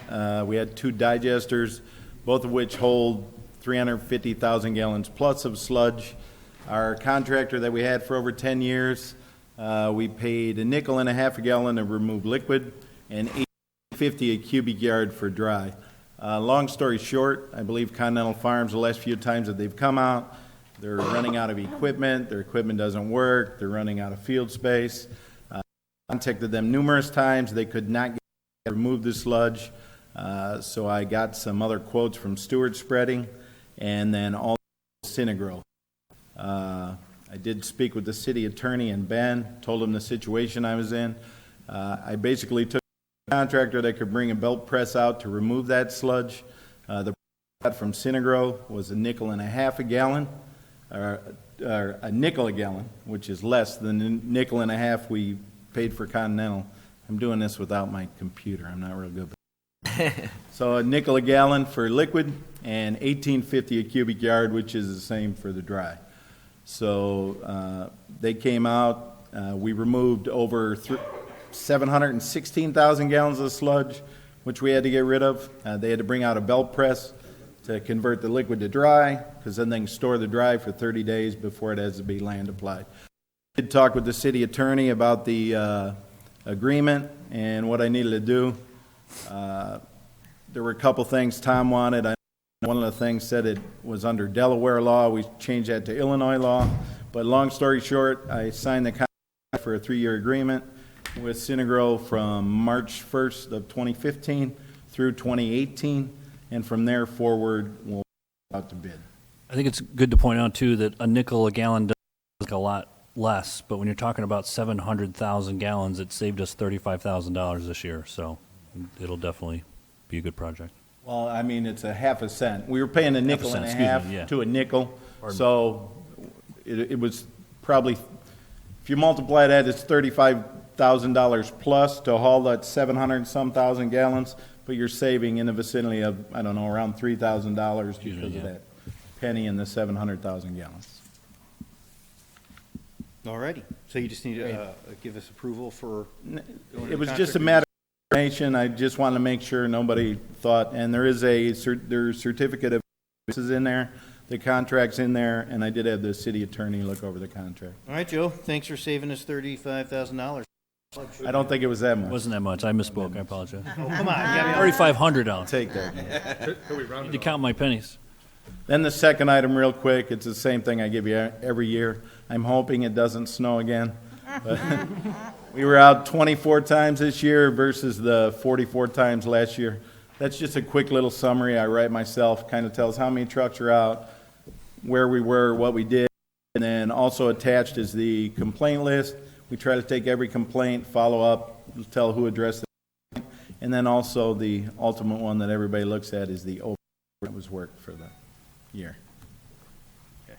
All right, This is Joe. great, Joe. Thank you and your staff. All right. Thank you. Joe, I mean, I just looking at all this, I don't, to say somebody's absolutely perfect on what we do, may be hard to say, but I know you try to do the very best you can, and the crews do too, so I appreciate that, Joe. Thank you.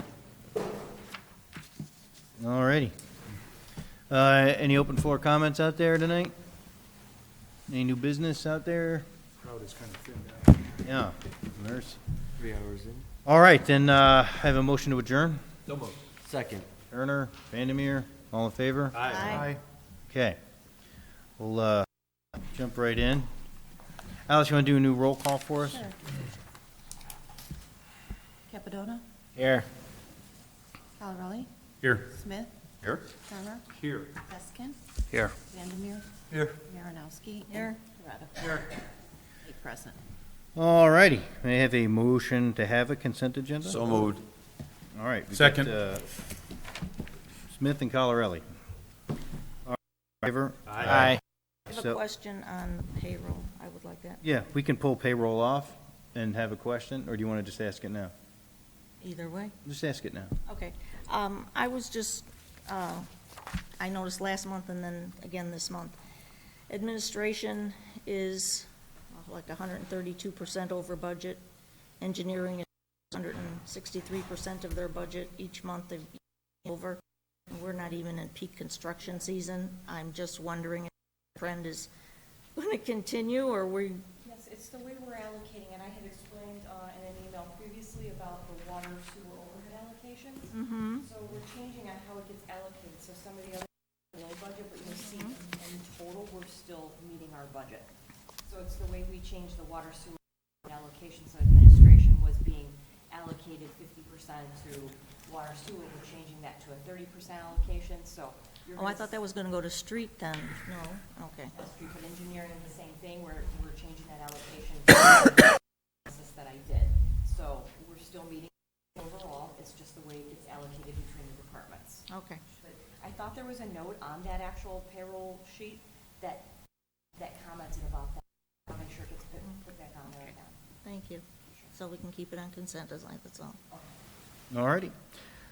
Consent agenda, we have the regular city council meeting minutes from March 4th. We have the committee of the whole meeting minutes March 4th. We have our payroll period ending March 1st. We have approval of bills. There's the resolution 15022 for the Beamy and State Street water main replacement. Is the resolution 15023 reconstruction. And then there's also the IDOT resolution as well. And then, let me change pages here. So that's everything. All right, so need a motion to pass. So moved. Alderman Turner, anyone want a second? Seconded by Alderman Vandermeer. All in favor? Aye. I don't believe we voted for the first one, motion to have a consent. We had a motion Got a second. Oh, I didn't say all in favor? My apologies. I I spoke. thought, yeah, I said all in favor. I thought so. We are now. We were all in favor. You know what the problem, the haunted house guy is here. It's freaking us out. Yeah. All right. Oh, hey, I need to reappoint Gordon McCluskey Pension Board for another 2 years.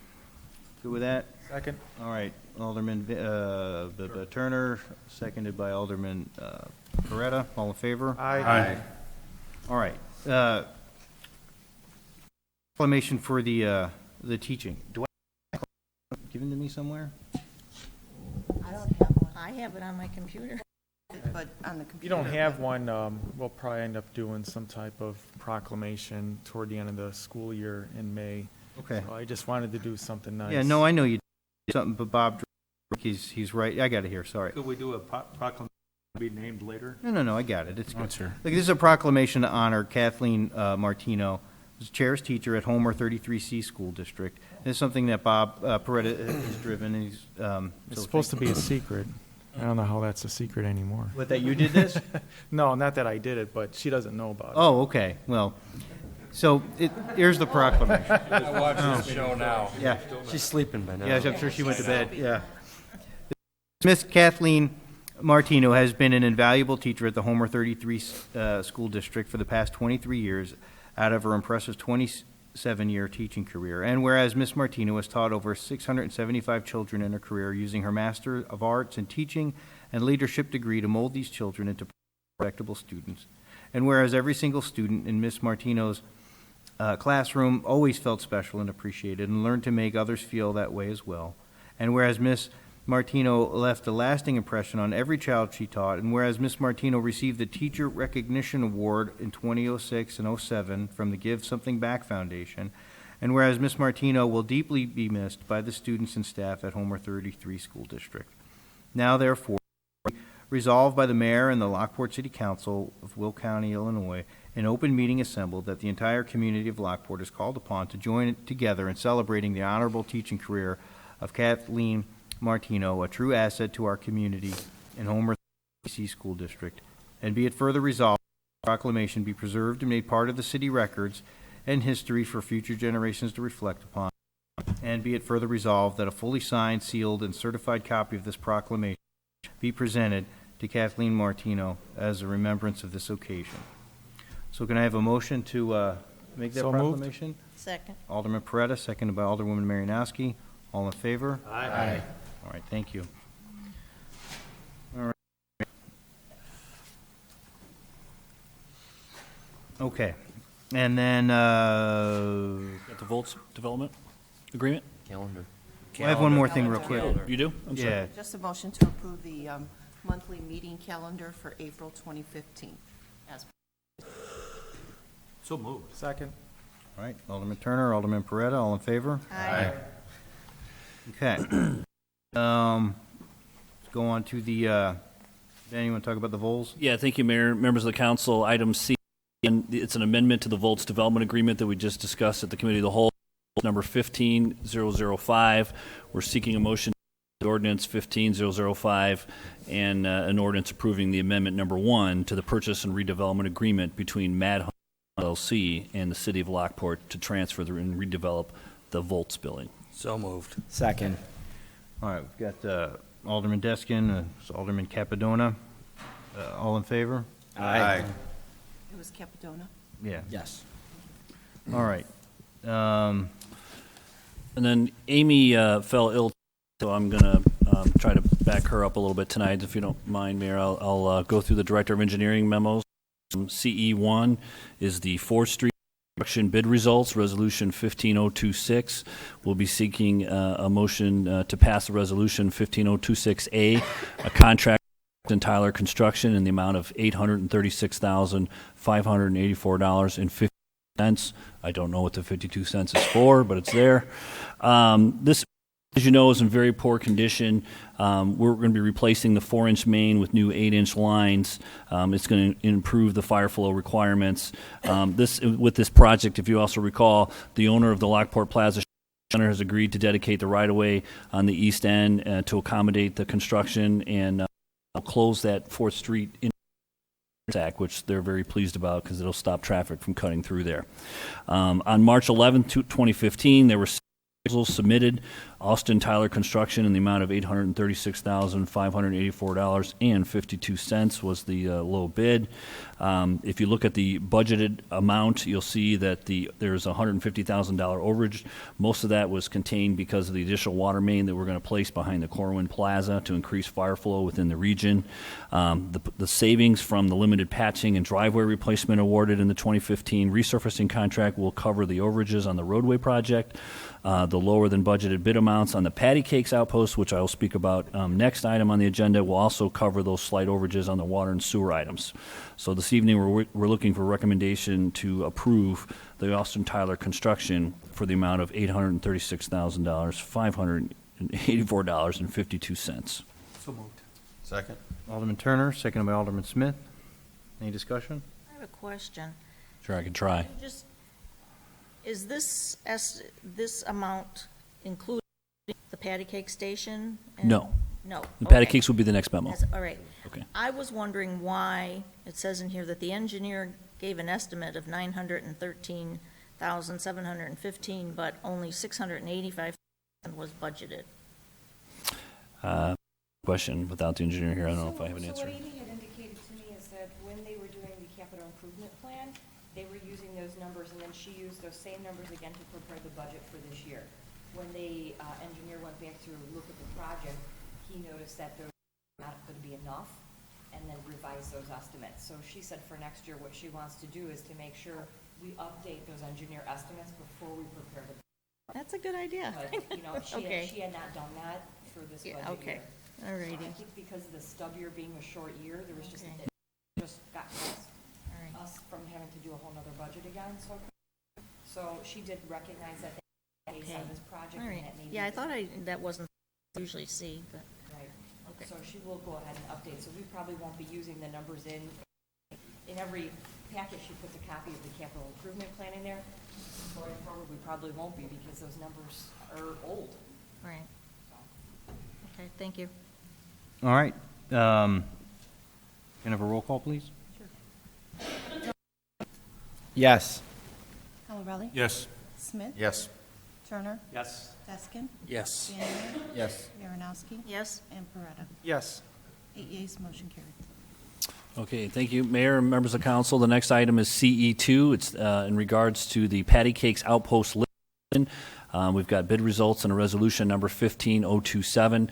We'll be seeking a motion to pass resolution 15027A, resolution authorizing the execution of a contract with Len Cox and Sons Excavating for the amount of $118,225 for the patty cake list. This is an important thing that we've actually be glad to be getting this completed. We've had some issues with the county that kind of drove this several years back. On March 4th, they did receive 3 proposals on this. The lowest bid was received from Len Collins Excavating. Again, it was $1,225. In this case, she had budgeted $210,000, so we actually came in under budget. And we expect she had some savings from the construction inspection estimates as well. So combined, we've got a good savings to be able to afford this.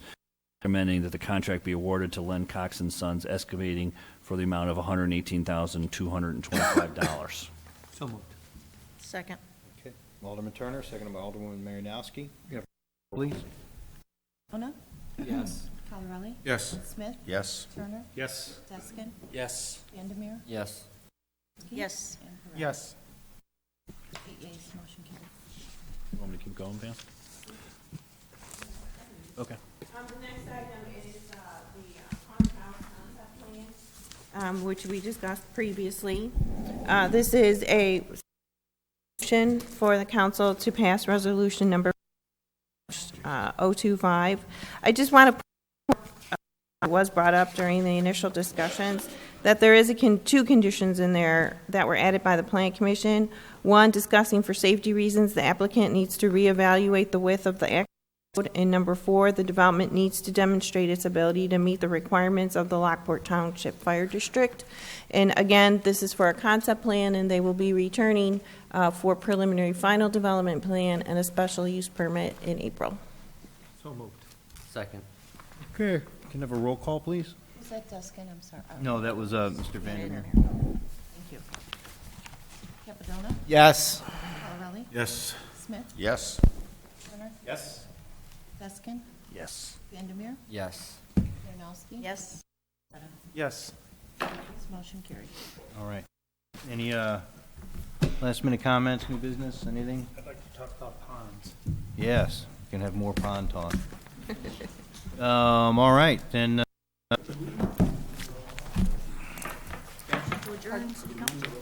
Ben's seemed to have something there. Are you done, Ben, or do you have something? Voice vote. Yeah, we did. Yep, we're good. All right, so can I have a motion to adjourn? So moved. Second. Turner, Vandermeer, in favor? Turner and then me. Thank you.